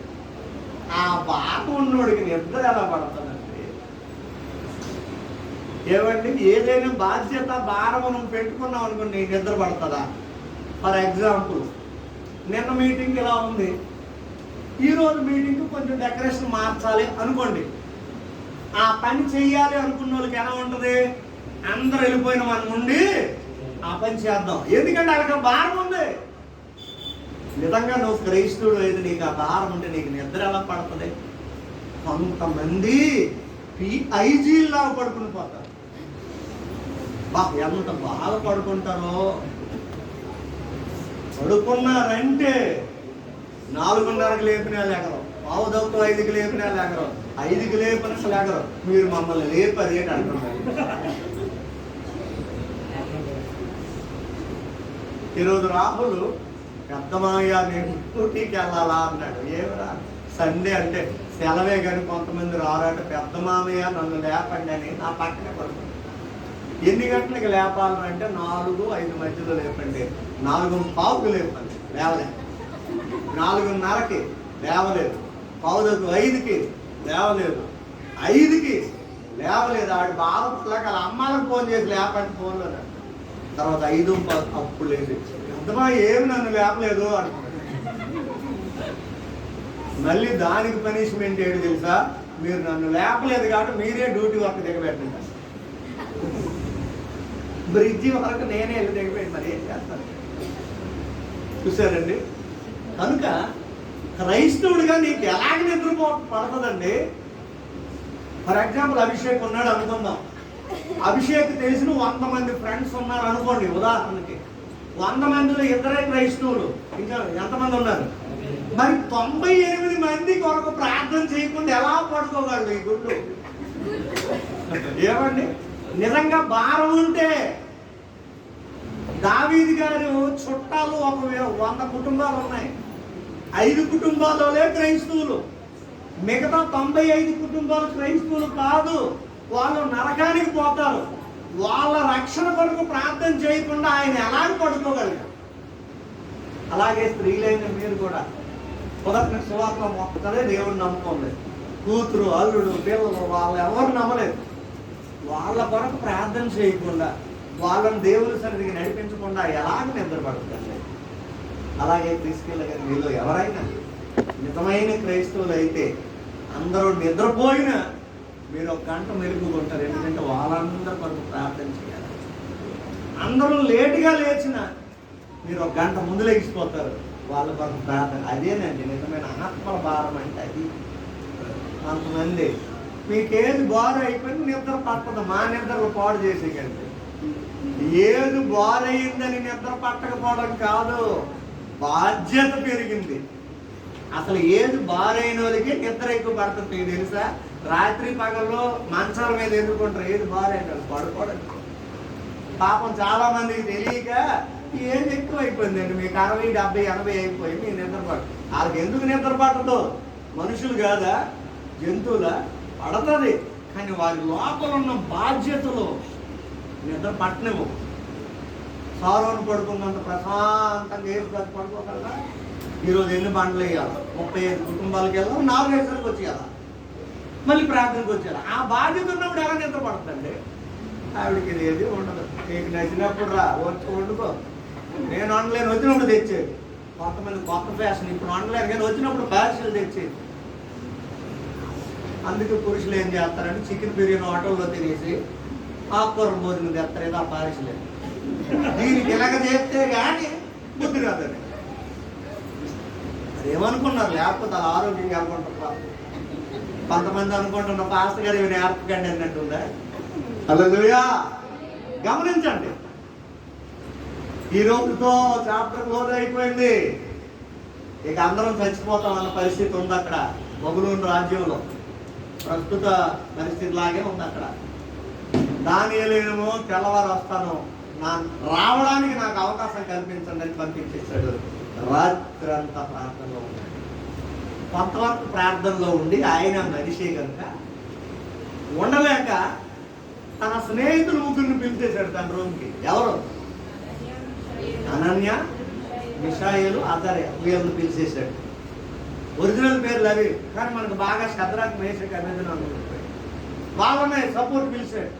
ఇప్పుడు ఇదిగో మనం పాస్టర్ గారిని అలాగే సపోర్ట్ పిలిచాము, తెల్ల బట్టలు వేసుకుని వచ్చారు ఈరోజు. ఆ విధంగా సపోర్ట్, రండి రండి. రాజ్యం అంతా నాశనం అయిపోతుంది. రాజ్యంలో ప్రధానులు తెల్లవారిసరికి చచ్చిపోతారు, ముఖ్యమంత్రులు చచ్చిపోతారు, మినిస్టర్లు అందరూ చచ్చిపోతారు, కవులు చచ్చిపోతారు, సైంటిస్టులు చచ్చిపోతారు, మొత్తం అన్ని శాఖల వారు చచ్చిపోతారు. ఈ రాత్రే దేవుడు ఒక ఆఫర్ ఇచ్చాడు మనకి, రండి రాజుగారు కలిగిన కల కొరకు మనం ప్రార్థన చేద్దాం అని. నలుగురు కూడా చూడండి, ఒకడే కాదు, సపోర్ట్ ఒక ముగ్గురిని తీసుకున్నాడు. అందుకే ప్రార్థనా పరులు మీలో ఎవరైనా ఉంటే మీరు ఒక్కరు చేయలేరు, కొంతవరకే చేయగలరు. కొంతమందికి సపోర్ట్ తీసుకోండి. చాలా మంది అమ్మో వాళ్ళు సపోర్ట్ వస్తే మరి ప్రార్థనా పరులని నా పరువు ఏటైపోతాయి, వాళ్ళు ఎవరు లేకుండా నేను ఒక్కరితోనే ప్రార్థన చేయాలి, అలా పడుకునిపోవాలి. వద్దు, సపోర్ట్ తీసుకో. యేసు ప్రభువారికే ప్రైజ్ సపోర్ట్ కావాల్సి వచ్చింది. పేతురు, యోహాను, యాకోబు ముగ్గురిని కొండ మీద తీసుకెళ్ళాడు, రండి నా కొరకు ప్రార్థన చేయండి. మరి నీ కొరకు ప్రార్థించగలుగుతా? కావాలా? సపోర్ట్ తీసుకోండి. ప్రార్థన చేస్తున్నారు, కళను దేవుడు చూపించాడు దానియేలుకి. హల్లెలూయా. రాజుగారు ఏ కళ కన్నాడో ఆ కళను దేవుడు దానియేలుకి చూపించేశాడు దర్శనం. మిత్రులారా, కొద్దిసేపు స్తుతిద్దామని స్తుతించారు. ఏమైంది దానియేలు అంటే కళను దేవుడు చూపించాడు. ఇప్పుడు మళ్ళీ మోకరించుదాం, భావం తెలియజేస్తాడని మళ్ళీ మోకరించి ప్రార్థన చేస్తుంటే కళ భావాన్ని కూడా దేవుడు చూపించాడు. హల్లెలూయా. తెల్లవారింది, ఒక ద్వారపాలకుడు వచ్చేసాడు. బాబు దానియేలు గారు వస్తామన్నాడు కదా, రండి మీ పని కూడా అయిపోద్ది రండి అన్నట్టు పిలుస్తున్నాడు. సరే నన్ను తీసుకొని వెళ్ళు. ఇలాగే కూర్చున్నారు అందరు కూడా, గొప్పలు అందరూ కూర్చున్నారు. ఇదిగో రాజుగారు ఇలాగే కూర్చున్నారు. ఈయనే రాజుగారు అనుకున్నారు. మీరందరిలో ముఖ్యమంత్రులు, ప్రధానమంత్రులు, నాయకులు, అధ్యక్షులు మీరందరూ. దానియేలు వస్తుంటేనండి బాధతో విచారంతో ఉన్న వీళ్ళందరూ ఒక్కసారి దానియేలు గారి ముఖం చూసినప్పుడు వారికి ఎందుకో ఒక ఆదరణ దొరికినట్టు అయిందట. ఈయన మనుష్యుడు కాదు, ఈయన దేవుడు, ఈయన ఎలాగైనా మనల్ని ఇందులో నుండి కాపాడుతాడు, ఎలాగైనా మనల్ని బ్రతికిస్తాడు, ఎలాగైనా ఇందులో నుండి మనం బయటపడతాం అని అందరూ ముఖాల్లో దానియేలు చూసేసరికి ఒకేసారి ఉద్యమం వచ్చిందంట, ఒకేసారి ధైర్యం వచ్చేసిందంట. వారి ముఖాల్లో ఒకేసారి సంతోషం కలిగిందంట. హల్లెలూయా. నీ ముఖం చూస్తున్నప్పుడు బాధల్లో ఉన్నవారికి, శ్రమల్లో ఉన్నవారికి, ఇరుకులు, ఇబ్బందులు, కష్టాల్లో ఉన్నవారు నీ ముఖం చూసేసరికి వారికి ఏం కలగాలి? ఆదరణ కలగాలి. కొంతమంది అమ్మ తెల్లారిసరికి నీ ముఖం చూసారా, అయిపోయింది నా పని. ఏదైనా జరిగింది అనుకో, ఈరోజు తెల్లారు లేచి ఎవరి ముఖం చూసావు అంటే ఆడంటాడు అంత ముందుకెళ్ళి నా ముఖం చూసాను. అప్పుడు దానియేలు ముందుకు రప్పించి, దానియేలు నేను కనిన కళను నువ్వు చెప్పగలవా? దానియేలు అంటాడు నేను చెప్పలేను. అయితే ఎంత ఉద్యమంగా 100% గాలి ఎక్కించిన ఆ టైర్లో చెప్పలేను అనేసరికి మొత్తం గాలి అంతా తీసినట్టు అయిపోతుంది కదా. అప్పుడు చెప్పాడు, నేనైతే చెప్పలేను కానీ పరలోకమందున్న దేవుడు నాకు బయలుపరిచాడు, చెప్పేదను సావధానంగా వినండి అన్నాడు. అప్పుడు చెప్పేశాడు, రాజా గడచిన రాత్రి మీరు ఒక టెన్షన్తో ఉన్నారు. ఏంటో ఆ టెన్షన్ అంటే, నా తర్వాత ఈ రాజ్యం ఏమైపోతుందో. ఇప్పుడు ప్రస్తుత రోజుల్లో కూడా అందరి బాధలు ఇవే, నా తర్వాత నా పిల్లలు ఎలాగబోతుంటారు. దేవుని మహాకృప, నాకైతే ఆ బాధ భయం ఏం లేదు. హల్లెలూయా. ఆ దేవుని పిల్లలు దేవుడే బ్రతికించుకుంటాడు. కానీ ఆ రాజుగారికి ఆ ధైర్యం లేదు, దేవుడు లేడు కదా. రాజ్యం ఏమవునో అని మనోచింత గలవారై మీరు పడుకున్నారు. అప్పుడు భూమికి ఆకాశానికి కనబడిన సరిపోయినంత ఒక విగ్రహాన్ని మీరు చూశారు. అని ఏదైతే చూశాడో మేలిం బంగారం, వెండి, రాగి, ఇత్తడి, ఇనుము మొత్తం ఆ కళ అంతా చెప్పేశాడండి. కళ ఎప్పుడు చెప్పాడో రాజుగారు ఇప్పుడు సింహాసనం మీద లేరు, ఎక్కడున్నారు? కానీ రాజుగారు ఇంకెక్కడే కూర్చున్నారు. కళ ఎప్పుడు చెప్పాడో లేదో వెంటనే రాజుగారు వచ్చి దానియేలు కాలు మీద పడిపోయాడు. హల్లెలూయా. అప్పుడు రాజా ఆగండి భావాన్ని చెప్తాను అన్నాడు. మళ్ళా సింహాసనం మీద కూర్చోబెట్టి ఇప్పుడు భావం చెబుతాను వినండి అన్నాడు. ఆ విగ్రహంలో ఉన్న ఆ శిరస్సు మేలిమి బంగారం పైన ఉంది కదా, ఆ శిరస్సుకు గుర్తు మీరే. అంటే మీ టైంలో ఈ రాజ్యము బంగారం లాంటి పరిపాలన జరుగుతుంది. మీ తర్వాత వాళ్ళు వస్తారు, దాన్ని ఎలాగ మార్చేస్తారట, వెండిలాగా అయిపోతుంది. ఆ తర్వాత వాళ్ళు వస్తారు, ఇత్తడిలాగా మార్చేస్తారు. ఆ తర్వాత వాళ్ళు వస్తారు, ఇనుములాగా మారుస్తారు. ఇంకా తర్వాత ఫైనల్లో వస్తారు, ఒక్క రాజ్యం కాదు, ఇటైదు ఇటైదు. ఇదేమో మట్టి, ఇదేమో ఇనుము. మనుషుల్లో తేడాలు వస్తాయి, గొడవలు వస్తాయి, అల్లర్లు వస్తాయి. ఇది రాజా ఆ విగ్రహానికి గుర్తింది అన్నాడు. వెంటనే ఎవరక్కడ అన్నాడు. ఇక బంగారు హారాలు వచ్చేస్తున్నాయి, బహుమానాలు. ఈయన పూజ చేయాల స్త్రీలారా, నైవేద్యాలు, దీపాలు, దూపాలు పట్టుకొని రండి అంటున్నారు. ఎందుకు ఈయనకి? ఈయన కాదు, దానియేలుకి పూజ చేయాలి రండి అంటున్నాడు. రాజా ఒక్క నిమిషం ఆగండి, ఇంకా కళ పూర్తి అవ్వలేదు, భావం పూర్తి అవ్వలేదు అని చెప్పి అప్పుడు ఫైనల్గా ఏం చూశాడు ఈయన కళలో? ఒక చిన్న రాయి, చేతి సహాయం లేని ఒక చిన్న రాయి. అది ఎక్కడి నుండి వచ్చిందో మీకు తెలియదు. అమాంతంగా వచ్చి ఈ పాదాన్ని కొట్టింది. పాదాలు ఏమయ్యాయి? మట్టి. తర్వాత ఇనుమును కొట్టింది. ఇత్తడి, రాగిని, వెండిని, బంగారాన్ని కొట్టి దంచి బూడిది ఆ ధూళి చేసి ఆ ధూళి ఏమీ లేకుండా ఎగరగొట్టేసింది ఆ చిన్న రాయి. ఇదంతా మీరు చూశారు. ఆ చిన్న రాయి మీరు చూస్తుండగా అలా అలా అలా తూర్పు, పడమర, ఉత్తర, దక్షిణ 4 దిశలకు కూడా వ్యాపించింది. ఇది కలభావం అన్నది. హల్లెలూయా. ఆ చిన్న రాయే నిషేధించిన రాయి, తలకి మూల రాయి అయిన యేసుక్రీస్తు. ఈ 5 రాజ్యాలని పడగొట్టేది యేసు రాజ్యం. ఇప్పుడు ప్రజెంట్ ఏలుబడి చేస్తున్న రాజ్యం ఏంటో తెలుసా? ఇప్పుడు ప్రపంచం అంతా వ్యాపించి ఉన్నదేంటి? ఈ చిన్న రాయే, యేసుక్రీస్తే. ఈ రాజ్యాలన్నీ బబులోను సామ్రాజ్యానికి, మాదీయులు, పారసీకులు, గ్రీకులు, రోమన్లు, ఈ రాజ్యాలన్నిటికీ గుర్తు ఆ విగ్రహం. అది మొత్తం దంచిబడేసింది. ఆ చిన్న రాయి సర్వలోకం అంతా ఆవరించింది. ఇప్పుడు ప్రజెంట్ సర్వలోకం అంతా ఉన్న దేవుడు, అందరికీ తెలిసిన దేవుడు ఎవరైనా ప్రపంచ చరిత్రలో ఉన్నాడంటే ఈరోజు నేను బోధిస్తున్న యేసు ప్రభు ఒక్కడే. హల్లెలూయా. ఇది భావము అని. వెంటనే రాజుగారు ఆయనకి నమస్కారం చేసి పూజించి నైవేద్యాలు అర్పించి, అంటే ఇప్పుడు రాజుగారి దృష్టికి దానియేలు ఏమయ్యాడు? దేవుడైపోయాడు. లోకం దృష్టికి నువ్వు నేనేమవ్వాలి? లోకస్తులకు మనం ఎలా కనబడాలి చెప్పండి? ఎలా కనబడాలి? దేవుడిలా కనబడాలి, దెయ్యాలా కనబడతారు. కొంతమంది దెయ్యాలా కనబడతారు. అమ్మ ఆ దెయ్యం కనబడింది, అయితే నీ పని అయిపోయింది. దేవుడిలా కనబడి, దేవుడు అంటే ఆపదలో ఆదుకునేవాడు, ఇబ్బందుల్లో పరామర్శించాడు, రోగం వచ్చినప్పుడు చూడడానికి వచ్చి, ఇవన్నీ దేవుడి తనకు లక్షణాలు. మంచి సమరయుడు, ఆ లక్షణాలు కలిగి ఉంటే మనం దేవుళ్ళము అని అర్థం. కనుక ఇప్పుడు మరలా మొదటి భాగానికి వద్దాం.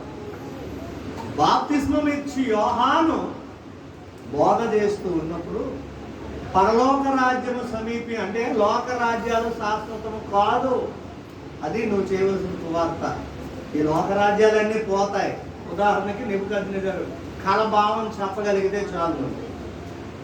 మారు మనస్సు పొందండి అని చెప్పాలి. మీ మనస్సు మార్చుకోండి. ఎందుకు మనస్సు మార్చుకోవాలి? మన మనస్సు మోసకరమైంది. ఎందుకు మోసకరమైంది అంటే మన ఆది తల్లిదండ్రులైన ఆదాము అవ్వలు చేసిన ఆ మిస్టేక్, ఆ చిన్న తప్పు అందరి మీదకి వచ్చేసింది. కనుక దేవుని వైపు ఉన్న మన మనస్సు సైతాను వైపు తిరిగిపోయింది. అందుకు సైతాన్ అలవాట్లు, సైతాన్ లక్షణాలు, దేవుడు ఏది చెప్తే దానికి వ్యతిరేకమైన పనులు చేయడం మొదలు పెడతాం. అల్లరి చేయొద్దు అంటే అల్లరి చేస్తారు, లేటుగా రావద్దు అంటే లేటుగా వస్తారు, మందిరంలో నిద్రపోవద్దు నిద్రపోతారు. ప్రార్థన మెలుగుగా చేయండి అంటే పడుకొనే చేస్తారు. ఇదంతా ఎందుకు? మన మనస్సు దేవుని మీద లేదు, సైతాన్ గాడి మీద ఉంది కాబట్టి. కనుక ఇప్పుడు ఏం చేయాలి? అలాంటి మనస్సును దేవుని వైపు త్రిప్పడమే మారు మనస్సు.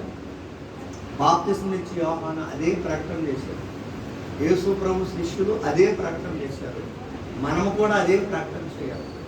ఆయన ప్రకటిస్తున్నప్పుడు నటించిన శాస్త్రులు, పరిచయాలు, సదుకాయలు వచ్చి మాకు కూడా బాప్తిస్మం ఇచ్చేయండి, మేము కూడా పొందుకుంటాం, మాకు శాస్త్రాలు తెలుసు, నీతి కార్యాలు తెలుసు, ఉపవాసాలు తెలుసు, దశమ భాగాల గురించి మాకు తెలుసు, అన్నీ తెలుసు, బ్రతుకులే మారలే.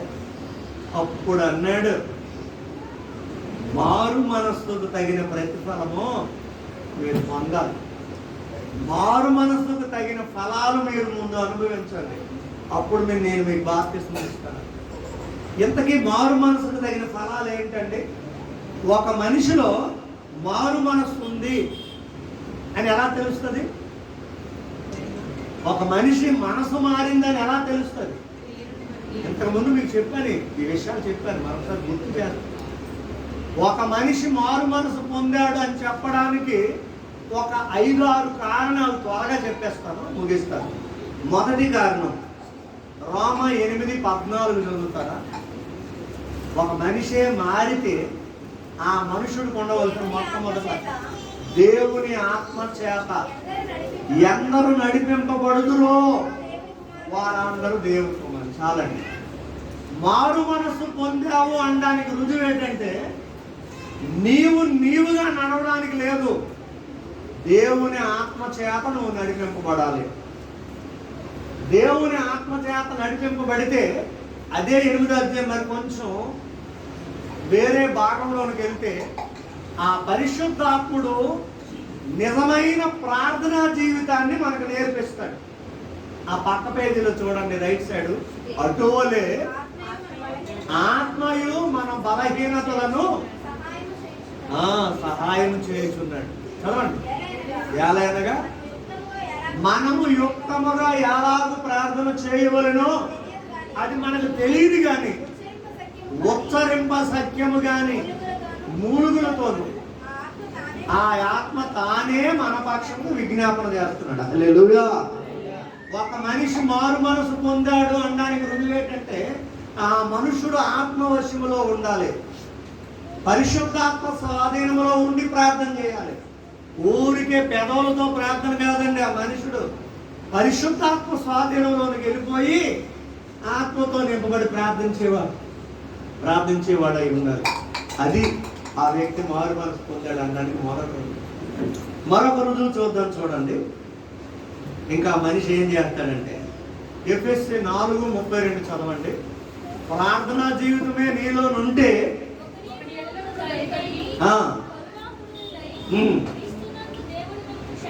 దేవుడు మిమ్మల్ని క్షమించిన ప్రకారము, అది రెండవదిగా క్షమించే మనసు వస్తుంది. మారు మనస్సు పొందేవాడు అయితే నువ్వు ప్రార్థనా పరుడు అయి ఉంటావు. నీ ప్రార్థన కాదు, పరిశుద్ధాత్మతో నింపబడి ప్రార్థించే అనుభవం నీలో ఉండాలి. నువ్వు ప్రార్థన చేయకపోయినా పరిశుద్ధాత్మను లేపుతండి, బాబు ప్రార్థన చేద్దాం లేకమ్మా అంటే నాకు ఆయనే లేపుతాడు, మనుషులు లేప. మా పాపకు 3కి లేపమ్మంటే 7కి లేపాడు. మరి ఏమనుకున్నాడు? మా డాడీ బలకరం అయిపోతుందో, నీరసం అయిపోతుందో, సన్నంగా అయిపోతుందో, ఒక్కటే కనపడుతుంది. ఎప్పుడు చూసిన డాడీ పడుకోండి, కాలుకి ఆయిల్ రాత్రి పడుకోండి, తినండి, కర్ర పట్టుకుని మరి తింటారు లేదన్నట్టు. ఎక్కువ తినేస్తే, ఎక్కువ నిద్రపోతే ఆరోగ్యం ఉండదు, దేవుడితో కలిసి ఉంటే ఆరోగ్యం ఉంటుంది. హల్లెలూయా. భక్త్ సింగ్ గారు రోజుకు 2 గంటలు పడుకున్నారట. ఆయన ఏం చచ్చిపోయారు? 22 గంటలు ప్రార్థనలో గడిపేవారటండి. 22 గంటలు దేవుళ్ళలో గడిపి 2 గంటలే పడుకునేవారట ఆయన జీవితం మొత్తం. కానీ ఆయన చచ్చిపోలేదు. సైన్స్ అయితే నువ్వు చచ్చిపోతావని చెప్తుంది, కానీ బైబిల్ అయితే నువ్వు బతుకుతావని చెప్తుంది. దేవుడితో గడిపోయా. అసలు ఈ టైంని ఇచ్చిందే దేవుడు, ఆరోగ్యం ఇచ్చిందే దేవుడు, ఆయుష్ పెంచిందే దేవుడు, ఆహారం ఇచ్చిందే దేవుడు. మరి ఆయనతోనే నువ్వు ఉండి ఇవి కావలసిన విటమిన్స్ అన్నీ ఆయన ఇచ్చిడా? నేను నిలబెట్టడా? ఆత్మతో నిండి ప్రార్థన చేయి. నువ్వు ఆత్మతో నింపబడిన దానివో నింపబడిన వాడైతే నువ్వు లేకక్కర్లేదు, ఆయన లేపేస్తా టైం వచ్చేసాడు. మారు మనసు పొందిన వాళ్ళు అటువంటి ప్రార్థన జీవితం ఉండాలి. రెండవదిగా దేవుడు మనల్ని క్షమించినట్టు మనం కూడా ఇతరులను క్షమించాలి. ఇతరులను క్షమించాలి. మీరు ఎలాగా క్షమిస్తారని కొంతమంది తప్పులు చేస్తూనే ఉంటారు. తెలిసి చేసిన వారిని కాదు, తెలియక చేసిన వారిని క్షమించాలి. యేసు ప్రభువు ఏమన్నారు సిలువలో? తండ్రి తెలియదు కనుక క్షమించు. ఒకవేళ తెలిసే చేస్తే తండ్రి వీరు తెలిసే చేశారు శిక్షించు అన్నేమో. తెలియక చేయుచున్నారు కనుక క్షమించు.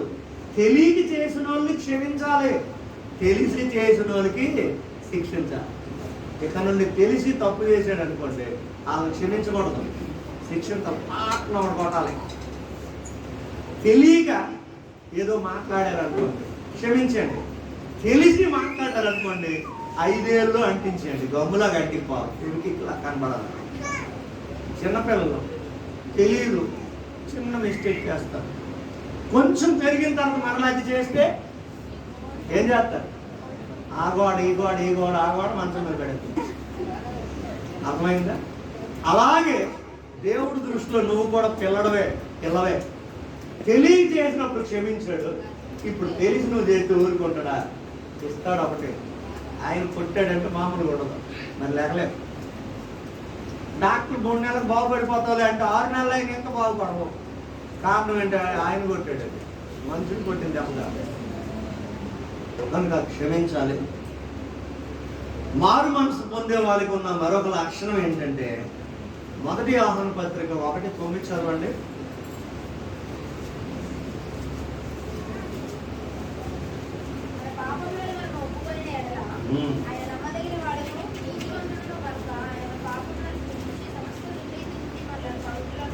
అదండి, పాపాలు ఒప్పుకుని విడిచిపెట్టాలి. సామెతలు 28:13 కూడా అదే ఉంది. ఇప్పుడు చదవద్దు. పాపం ఒప్పుకోవాలి, విడిచిపెట్టాలి. వారు మనసు పొందేవాళ్ళు అయితే కొంతమంది ఒప్పుకుంటున్నారు, విడిచిపెట్టాలి. నిజమే ప్రభు, నేను ఆలస్యం అవుతున్నాను, క్షమించున్నాను, ఒప్పుకున్నాం. మళ్ళీ అలాగే అవుతాం. నీకేటి ఇవ్వలేకపోతున్నాను ప్రభు, నా పరిస్థితి నీకు తెలుసు కదా. అవును, డబ్బులు నా షేర్లకి, మా ఆయన బట్టలకి, మా కొడుకు బట్టలకే సరిపోతుంది, నీకేం దశం బాగా ఇవ్వగలను ప్రభు. మరి అలాంటి వాళ్ళని ఎలా క్షమిస్తాడండి? శిక్షించడా? తెలిసి చేస్తున్నా రాంగ్. కనుక ఒప్పుకోవాలి, విడిచిపెట్టాలి. ప్రభు తెలియక ఇవ్వలేదు, ఇప్పుడు తెలుసుకున్నాను, నేను నీకు ఇచ్చేస్తాను, నన్ను క్షమించు.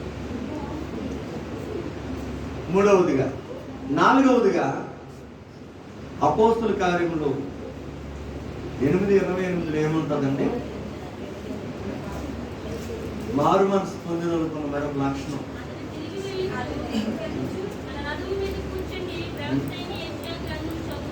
రైట్ వాక్యము కొరకు ఆకలి. మారు మనసు పొందినోడు ఎప్పుడు ఏం చూస్తాడు? అట్లా టైం దొరికితే వాక్యం చదువుతాం. కొంతమంది టైం దొరికితే సెల్ పట్టుకుంటాం, టైం దొరికితే సెల్ ఫోన్. మరి ఎంత పిచ్చోయిగా అయిపోయారో అర్థం కాదు. 10 నిమిషాలు దొరికితే సెల్లే. బైబిల్ పట్టుకోవడం ఎక్కడ? నేను ఇన్నిసార్లు విజిటింగ్కి వస్తున్నాను, నేను వెళ్ళేసరికి బైబిల్ పట్టుకుని వాళ్ళు కూర్చున్నారు అన్నోళ్ళు ఇప్పుడు ఒక్కళ్ళు కనపడలేదు. విజిటింగ్కి వెళ్ళేసరికి బైబిల్ పట్టుకొని ఉన్నారు అన్న ఫ్యామిలీ ఇప్పుడు లేదు. సెల్ ఫోన్లు మాత్రం పట్టుకొని అవసరమైతే ప్రైజ్లాడు కూడా చెప్పకుండా ఫోన్లో మాట్లాడిన తర్వాత హాస్టల్గా ప్రైజ్లాడు మా ఫ్రెండ్ అండి అన్నోరు నాకు తెలుసు. ఏది వాకింగ్ కొరకు నీకు ఆకలి? పేరు చెప్పను కానీ ఒక్క ఫ్యామిలీ ఎప్పుడు నేను వెళ్ళినా వాళ్ళ టీవీలో వాక్యమే వస్తుంది. కొందరైతే నన్ను చూసి జెమినీ నుండి ఒకేసారి ఆరాధనలోకి గెంతేస్తారు. జెమినీ 1 2 పాస్టర్ గారు మెట్లు ఎక్కరా 3 ఆరాధన. బా అంతవరకు సెల్ ఫోన్లో ఏదేదో చూసి వెంటనే క్రికెట్ చూస్తున్నాం. పాస్టర్ గారు అన్న వాళ్ళు కూడా ఉన్నారు, మహానుభావులు. తగిన టైం అందు దేవుడు ఖచ్చితంగా మీకు తగిన న్యాయం చేస్తాడు. ఆయన దృష్టికి ఏది న్యాయం అని చేస్తుంది. వాక్యం కొరకు ఆకలి చదవాలా. వారం అంతా చదువుతానండి నేను కీర్తన. రోజుకి ఎన్నిసార్లు తీసినా కీర్తన చదివేసి మళ్ళీ మిగతా భాగం వారం అంతా. ఈ మధ్యన సంకీర్తన కాయాలవాటు వచ్చేసినట్టుంది. కీర్తన మెయిన్ చదువుతుంది. ఆకలి, వాక్యం కొరకు ఆకలి ఉండాలి, ఆశ ఉండాలి. ఏ ఊర్లో ఉన్న వాళ్ళకంటే వాక్యం కొరకు ఆశ ఉంది. మార్క్స్ వార్త 2వ అధ్యాయం మొదటి నుండి స్పీడ్గా చదవండి. ఆకలి అనేసరికి కొంతమంది ఎలా చూస్తున్నారు, నిజమే పాపం మరలా కపెర్నహూముకు వచ్చారు. ఆయన ఇంట్లో పలాని ఇంట్లో ఉన్నాడని వినవచ్చినప్పుడు అనేకులు పరిగెత్తుకొని వచ్చేసేవారట. ఎందుకంటే వాక్యము బోధిస్తారు. చాలండి. యేసు ప్రభువారు ఒక ఇంట్లో ఉన్నాడని పరిగెత్తుకొని వచ్చేసేవారట. ఎందుకు అంటే వాక్యము కొరకు ఆకలి, వాక్యం కొరకు ఆశ. ఇంకా చెప్పండి పాస్టర్ గారు, వాక్యం మాకు కావాలి చెప్పండి, ఆశ. కానీ ఈరోజు పాస్టర్ గారు ఇక వద్దండి, ఇక చాలండి, మాత్రం నువ్వే చాలయ్యా, యేసు నువ్వే చాలయ్యా, చాలునయ్యా, పాటలో చాలునయ్యా, నువ్వు చాలయ్యా అంటారు. బయటకు వచ్చి చూసరికి నువ్వు చాలవయ్యా, నువ్వు అక్కడ ఉంటే ఎలాగయ్యా, బోల్డ్ ఉన్నాయి, నువ్వు అక్కడ ఉండవయ్యా. అదేంటమ్మా నువ్వు చాలయ్యా అన్నావు కదంటే, నువ్వు అక్కడ ఉంటే ఎందుకు, నాకేంటో బోల్డ్ ఉన్నాయి, కొంచెం నువ్వు వెయిట్ చేయొచ్చు. వాక్యం కొరకు ఆకలి, మారు మనసు పొందిన ఈ గుణాలు ఉంటాయి. నేను ఇప్పుడు చెప్పిన గుణాలు నీలో లేవంటే నువ్వు మారు మనసు పొందలేవు. మరి బాప్తిస్మం అంటే బాప్తిస్మం తీసుకోవచ్చు, బాప్తిస్మం ఎలాగనే తీసుకోవచ్చు. కర్త ఈ క్రియలు నీలో కనబడాలి, నువ్వు మారు మనసు పొందితే. ఏవా క్రియలు? ఇవి లేవు అంటే నువ్వు మారు మనసు పొందలేదన్న. నెక్స్ట్ మారు మనసు పొందిన వాళ్ళకి ఇంకొక గుణం ఏంటో తెలుసండి. అపోస్తుల కార్యం 9:19 చదవండి. రైట్. పిమ్మట అతడు దమస్కులో ఉన్న శిష్యులతో కూడా కొన్ని దినములు, అంటే శిష్యులతో సహవాసం ఉండాలి నీకు. మారు మనసు పొందినోడు ఎవరితో సహవాసం చేయాలి? శిష్యులతో, దేవుని పిల్లలతో, దేవుని సేవకులతో నీ ఫెలోషిప్ ఉండాలి. ఎప్పుడు చూసినా అన్యులతోనే ఫోన్లు మాట్లాడుకోవాలి, అన్యుల పెళ్ళికి నేను వెళ్తాను, క్రిస్టియన్ పెళ్ళికి వెళ్ళంటే అది ఎప్పుడు చూశాను. అన్యుల పెళ్ళి ఎలాగవుద్దో చూస్తాను. ఎలాగవుద్ది పెళ్ళి అంటే? ఎలాగవుతుంది తెలీదా? చూసారండి, శిష్యులతో ఉన్నాడు అక్కడ కలిసి పౌలు. అందుకు అంత గొప్పడు అయిపోయాడు. నువ్వెవరితో ఫెలోషిప్, నువ్వెవరితో సహవాసం చేస్తున్నావు? శిష్యులతో చేయాలా, భక్తులతో చేయాలి, అన్యులతో చేయకు. అసలు విగ్రహారాధికులతో నువ్వు ఫెలోషిప్ చేయకు.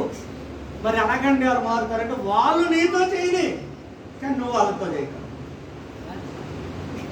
ఈ మాటలో విషయం మీకు అర్థమైందా?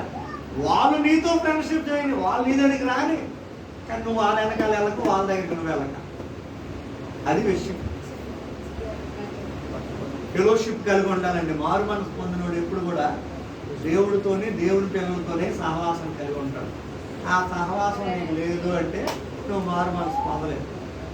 మన యవనస్తుల పిల్లలు కొంతమంది, ఉదాహరణకి అభిషేక్ అన్నయ్య ఈరోజు ప్రేయర్ అయిపోయిన తర్వాత టిఫిన్ చేసి వచ్చేయండి, మనం గంట కొడుతుంటే, అన్నయ్య నా ఫ్రెండ్ వస్తాడు, అన్నయ్య పరీక్ష ఉంది, అన్నయ్య ఇది అన్నయ్య అది అన్నయ్య అంటారు కదా. ప్రతి వారం మనం కలుసుకుందాం అన్నాడు అనుకోండి, యూత్ అందరూ ఏమంటారు, వారం ఎందుకని వద్దు. ఏమి శిష్యులతో ఫెలోషిప్ వద్దా? అదే ఒక ఫ్రెండ్, స్కూల్ ఫ్రెండ్ రమ్మన్నాడు ఒక దీనికంటే, ఇంటోళ్ళు పంపిస్తారు, నువ్వు పారిపోతావు. అదేంటో ఆ విచిత్రం. మరి నువ్వు భక్తులతో ఎక్కడుందో ఫెలోషిప్?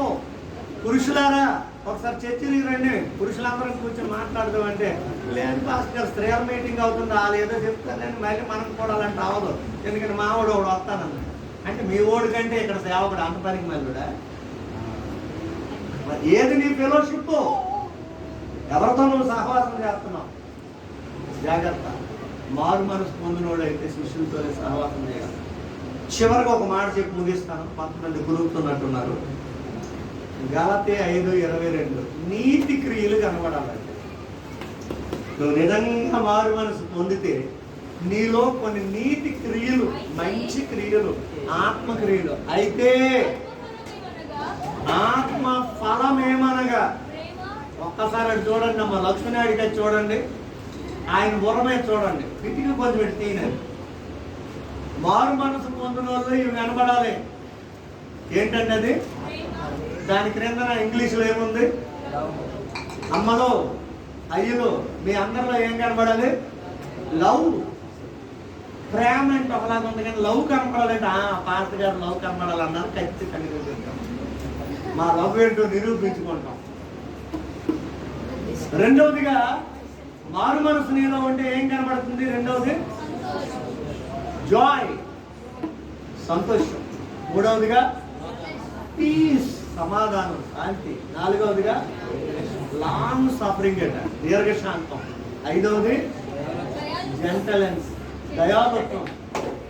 ఆరవది గుడ్నెస్, మంచితనం. 7 ఫెయిత్, విశ్వాసం. 8 మీక్నెస్ అంట, సాత్వికం. 9 ఆశా నిగ్రహం. ఇవి కనబడాలండి నీలో. మారు మనస్సు నిజంగా నువ్వు పొందితే ఇవి నీలో కనబడాలి. అప్పుడే నువ్వు మారు మనసు పొందినట్టు. అవి లేనంత వరకు నువ్వు యాక్టర్వే. నేను హీరోగా కానీ హీరోయిన్ కానీ జాయిన్ చేయొచ్చు, లేదంటే సర్కస్ కంపెనీలోనైనా పెట్టవచ్చు. అవి లేనంత వరకు, అవి ఎప్పుడైతే నువ్వు సంపాదించుకున్నావో అప్పుడు నువ్వు మారు మనసు పొందినట్టు. అర్థమైందా? కొంతమందికి ఎవరి దగ్గర మంచితనం ఉండదు, భర్త దగ్గర మంచితనం ఉండదు, పిల్లల దగ్గర మంచితనం ఉండదు, సంఘంలోనే మంచితనం ఉండదు. మంచిగా ఉండరు కాబట్టి మళ్ళా వీళ్ళు అందరిని కట్టగట్టేసి మా సంఘము మంచిది కాదు, మా ఆయన మంచిది కాదు, మా పిల్లలు మంచి. నేను ఒక్కరినే. పురుషులు కూడా అంతే, వాళ్ళకి ఎక్కడా మంచితనం కనబడదు. ఎక్కడైనా మంచితనం కనబడాలంటే ముందు నీలో ఉండాలి కదా. ఇవండి, ఇవి లేకుండా శాస్త్రులు, పరిచయులు, సద్దుకాయులు బాప్తిస్మం ఇచ్చి యోహాను దగ్గరికి వచ్చి బాప్తిస్మం ఇచ్చండి అని కేకలేస్తే మూర్ఖం దాకా సర్ప సంతానం, దుష్ట సంతానం ఉండే ముందు మారు మనసు పొందండి అన్నాడు. మారు మనసు పొందామనడానికి దానికి తగిన ఫలాలు చూపించండి, అప్పుడు రండి నేను బాప్తిస్మం ఇస్తాను. హల్లెలూయా. మరి ఆనాటి ప్రజలకే అంత అవసరం అయితే మరి ఈనాటి నీకు నాకు కావాలి కదా. కాబట్టి మారు మనస్సు పొందాను అనుకుంటున్నాను నీవు, మరి ఫలాలు ఫలించాలి. అవి లేకుండా మీటింగ్లు పెట్టినా, ఈటింగ్లు పెట్టినా, గ్రీటింగ్లు పెట్టినా ప్రయోజనము ఉండదు. మారు మనసులైన ఫలాలు పొంది దేవుని కొరకు సాక్షులుగా ఉందాం. ఖచ్చితంగా ఫలించుదాం. ఫలించకపోతే ఆయన వారిని ఇంకేమి ఇచ్చాడో తెలుసా? ఆ మత్తయి 3:9 10 చదవండి. మారు మనసు పొందితే సరి, లేకపోతే ఇప్పుడే గొడ్డలి చెట్ల వేరున ఉంచబడి ఉన్నది కనుక మంచి ఫలము ఫలింపని. అనగా మారు మనసు పొందని ప్రతి చెట్టు, ప్రతి వ్యక్తి నరకబడి అగ్ని, నిరికాగ్ని, నిత్యాగ్ని, మహా అగ్నిగుండంలో వేయబడతాడు. జాగ్రత్తని వారిని ఇచ్చు. కనుక మనం మారు మనసు పొంది ఫలాలు ఫలించినాం. పొందకపోతే నిత్యాగ్నిలోని పంపిస్తాం, నరకాగ్నిలోని పంపిస్తాం. జాగ్రత్త. దేవుడి మాటలు దీవించునుగా. ప్రార్థన చేసుకుందాం. ఎత్తబడి ఈ మాటలు మనందరిలో ఫలించినాం. అలాగే ఇప్పుడు మనం దేవునికి మన హృదయపూర్వక సమర్పణ చెల్లించడానికి ఎవరి మట్టుకు వాళ్ళు సిద్ధపడినట్లు దేవుని సేవకులు ఎలీషా గారు వచ్చి ప్రార్థన చేస్తారు. అందరూ ప్రార్థన ఎక్కుతుంది. ప్రార్థన చేసుకుందాం. నమ్మకమైన తండ్రి, గొప్ప దేవా, యేసు ప్రభువా, స్తోత్రాలు. ఇంతవరకు మన జీవితంలో ఏదైతే లోపమై ఉందో మీరు తెలియజేశారు. మారు మనసుకు తగిన ఫలాలు పండించారు. ప్రభువా, నీ కొరకు నమ్మకమైన బిడ్డగాను నిన్ను మహిమపరిచే బిడ్డగా తీర్చిదిద్దండి. నగ్న జీవితాన్ని ఏ క్షణం కూడా సహించనన్నారు. ప్రభువా, మా జీవితంలో నగ్న జీవితం కాకుండా నిజమైన క్రైస్తవ జీవితం జీవించి నిన్ను మహిమపరిచే ప్రతినివ్వండి. మరి నాయన మీ సన్ని సహాయించారు. బలారాధనలో కూడా మీరు ఉండండి. అలాగే నాయన మీ ప్రియ బిడ్డలకి మీరు ఇచ్చిన మరి నాయన దానిలో సమర్పణ చేయించండిగా ప్రతి కుటుంబాన్ని మీరు దీవించండి. మీ కృపలో బలపరచమని యేసు ప్రభువారి ఘనమైన నామములో ప్రార్థన చేసి స్తుతించి అడిగి వేడుకొంచున్నాం తండ్రి. ఆమేన్. దేవునికి స్తోత్రం. యోగ్యత లేని మమ్మల్ని ఎన్నుకొని ఏర్పాటు చేసి ఈ సన్నిధిలో ఉండడానికి, సంస్కారంలో పాలు పంపులు పొందడానికి గొప్ప భాగ్యం ఇచ్చావు. మారు మనసు పొందామనుకున్న ప్రతి ఒక్కరూ తగిన ప్రతిఫలాలు అనుభవించాలి, పొందాలని కోరుతున్నాం. ప్రభువా, మా నుండి నీవు ఫలాలు ఆశిస్తున్నావు. మీకు తగిన విధంగా మేము ఫలించి అభివృద్ధి పొందడానికి సహాయించు. ఫలించిన ప్రతి చెట్టు అగ్నిలో వేయబడుతున్నాం. అలాంటి స్థితి నుండి విడిపించు. సంస్కారంలో పాల్పంపులు పొందిన ప్రతి ఒక్కరి మీదకి నీ దేవుని పంపించు. సమస్తం క్రమంగా మర్యాదగా జరిగించినందుకు మీకు స్తుతులు చెల్లించున్నాం. క్రీస్తు యేసు పరిశుద్ధ నామంలో ఈ ప్రార్థన మీకు అప్పగిస్తున్నాం తండ్రి. ఆమేన్. పరిశుద్ధుడా, ఇదిగో నీ కుమార్తె సారోను మీ చేతుల్లో పెడుతున్నాము. తన జన్మదినాన్ని జ్ఞాపకం చేసుకుంటున్నాము. మరొక నూతన దయాకిరీటం ఇచ్చాం. ఇదిగో సంఘముల మధ్య, సేవకుల మధ్య ఈ గొప్ప కార్యం జరిగిస్తూ ఉండగా మీకు కృప ఇచ్చి బిడ్డను ఇంకా వయస్సులు, జ్ఞానంలో, దేవుడే మనుషులలో తిరిగి వర్ధిల్లినట్లు సహాయించి ఒక కుటుంబీకురాలైంది కనుక ఇదిగో శారావలను, రెబకావలను, ఇస్కిలావలను సేవకుల మాట విని, సేవకులకు లోబడి, దేవుని చిత్తానికి లోబడి నిన్ను వెంబడించి అనుభవంలోకి ఈ కుటుంబాన్ని నడిపించి మీరే మహిమ పొందమని, ఘనత పొందమని, ఆయుష్తో నింపమని, నీ కొరకు సాక్షిగా నిలబెట్టుకోమని, తన జీవితంలో ఏదైతే నీకు మొక్కుబడులు చెల్లించుకుందో అది చెల్లించి తన జీవితాన్ని నీకు సమర్పించి నీ కొరకు సాక్షిగా నిలబెట్టుకోమని, యేసుదాసును బిడ్డలను కూడా ఆశీర్వదించమని క్రీస్తు యేసు పరిశుద్ధ నామమున ప్రార్థిస్తున్నాము తండ్రి. ఆమేన్. ఎవరు స్వరం వినబడదో వాళ్ళకి ఏమైనా చప్పట్లు పడలేదు.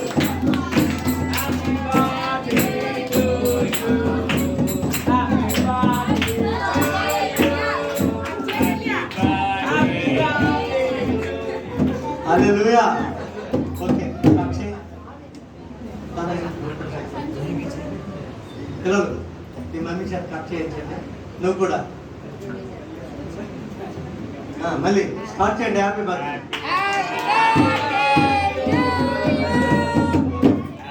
గట్టిగా అయితే మీరు అందరూ పాడాలి.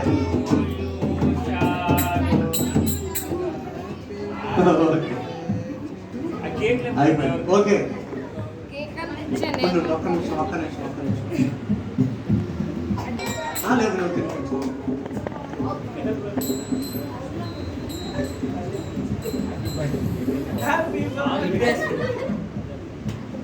ఓకే. ఈ పిల్లలు పెట్టండి. అందరికీ ప్రార్థన. మహాపరిశుద్ధుడు అయిన ప్రభువా, ప్రేమ నమ్మకం కలిగిన తండ్రి, మీకు వందనాలు. మీ చిత్తంలో మీ కృపను బట్టి ప్రార్థిస్తున్నాం.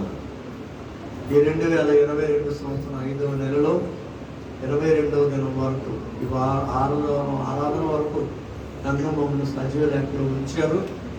ఈ దినం 2 సంఘాలు కూడా ఒకే చోట కూడుకోవడానికి, అలాగే నేను దాసులు ఎలీషా గారితో కలిసి మేమందరం నేను స్తుతించడానికి మీరు ఇచ్చిన ధన్యతను బట్టి వందనాలు ఇదిగో ఈ సంఘము రేపటి దినం రిజిస్ట్రేషన్ కొరకు నువ్వు సిద్ధపరుస్తున్నాం.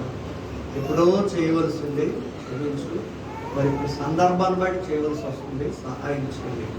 అలాగే ఈరోజు సాయంకాలం కూడి చూపించండి. ఈరోజు ఎవరైతే పరిచర్యలు చేస్తున్నారో జ్ఞానము తెలివిని ఇచ్చి మంచిగా పరిచయం చేయడానికి సహాయం చేయండి. అలాగే రేపటి దినము సాయంకాలం తెలుగు పగలంతా మరి జరగబోయే కోరికల్లో కూడా మీరే సహాయం చేయండి. ప్రసన్న కుమార్ గారిని ఈరోజు బలంగా వాడుకోండి. ఈరోజు సాయంకాలం మరి కొంతమంది సేవకులు రావడానికి మార్గం తెరవండి. అలాగేనండి రేపు సాయంకాలం యేసు బాబు గారిని తెలుగు పనులు కూడా బలముగా వాడుకోండి. వస్తున్న ఆయా ప్రాంతాల నుండి వస్తున్న సేవకులందరూ వేపకుంటలో ఇంచుమించుగా సేవకులే కనీసం ఒక 50 మందికి తక్కువ లేకుండా రాగలిగినట్లు సహాయం చేయండి. ఇంకో గుడ్ సామర్థ్యం సంఘం అంతా ఏకీభవించి అక్కడ చేరుకోవడానికి మీ కృప దయచేయండి. మీరే మహిమ పొందండి, ఘనత పొందండి, ప్రభావం పొందండి. అన్ని విషయాల్లో తోడని నడిపించండి. వాతావరణం వెలుగు సమస్తం మీ స్వాధీనంలో ఉంచుకోండి. కావలసిన సమస్తం మీరే మాకు అనుగ్రహించి మీరే మహిమ పొందుకోమని, ఘనత పొందుకోమని. ఇదిగో ఇద్దరు మక్కువ రాబోతుండగా సహాయం చేయమని. అలాగే రమేష్ గారు, పౌరు గారు, ఇంకా దూర ప్రాంతాల్లో ఉన్న మా ప్రియులందరినీ జ్ఞాపకం చేసుకుని దీవించమని, ఆశీర్వదించి బలపరచమని. ఈ దినం నూతన దయా కిరీటం పొందిన షారోనుతో నీ ఆత్మకార్యం జరిగించి మీరు మహిమ పొందుకోమని, సమస్త మహిమ ఘనత ప్రభావములు మీకే సమర్పణ చేసుకుంటూ క్రీస్తు యేసు పరిశుద్ధ నామములో ఈ ప్రార్థన మీకు అప్పగిస్తున్నాము తండ్రి. పరలోకమందున మా తండ్రి, ఈ నామం పరిశుద్ధపరచబడుగాక. ఈ రాజ్యం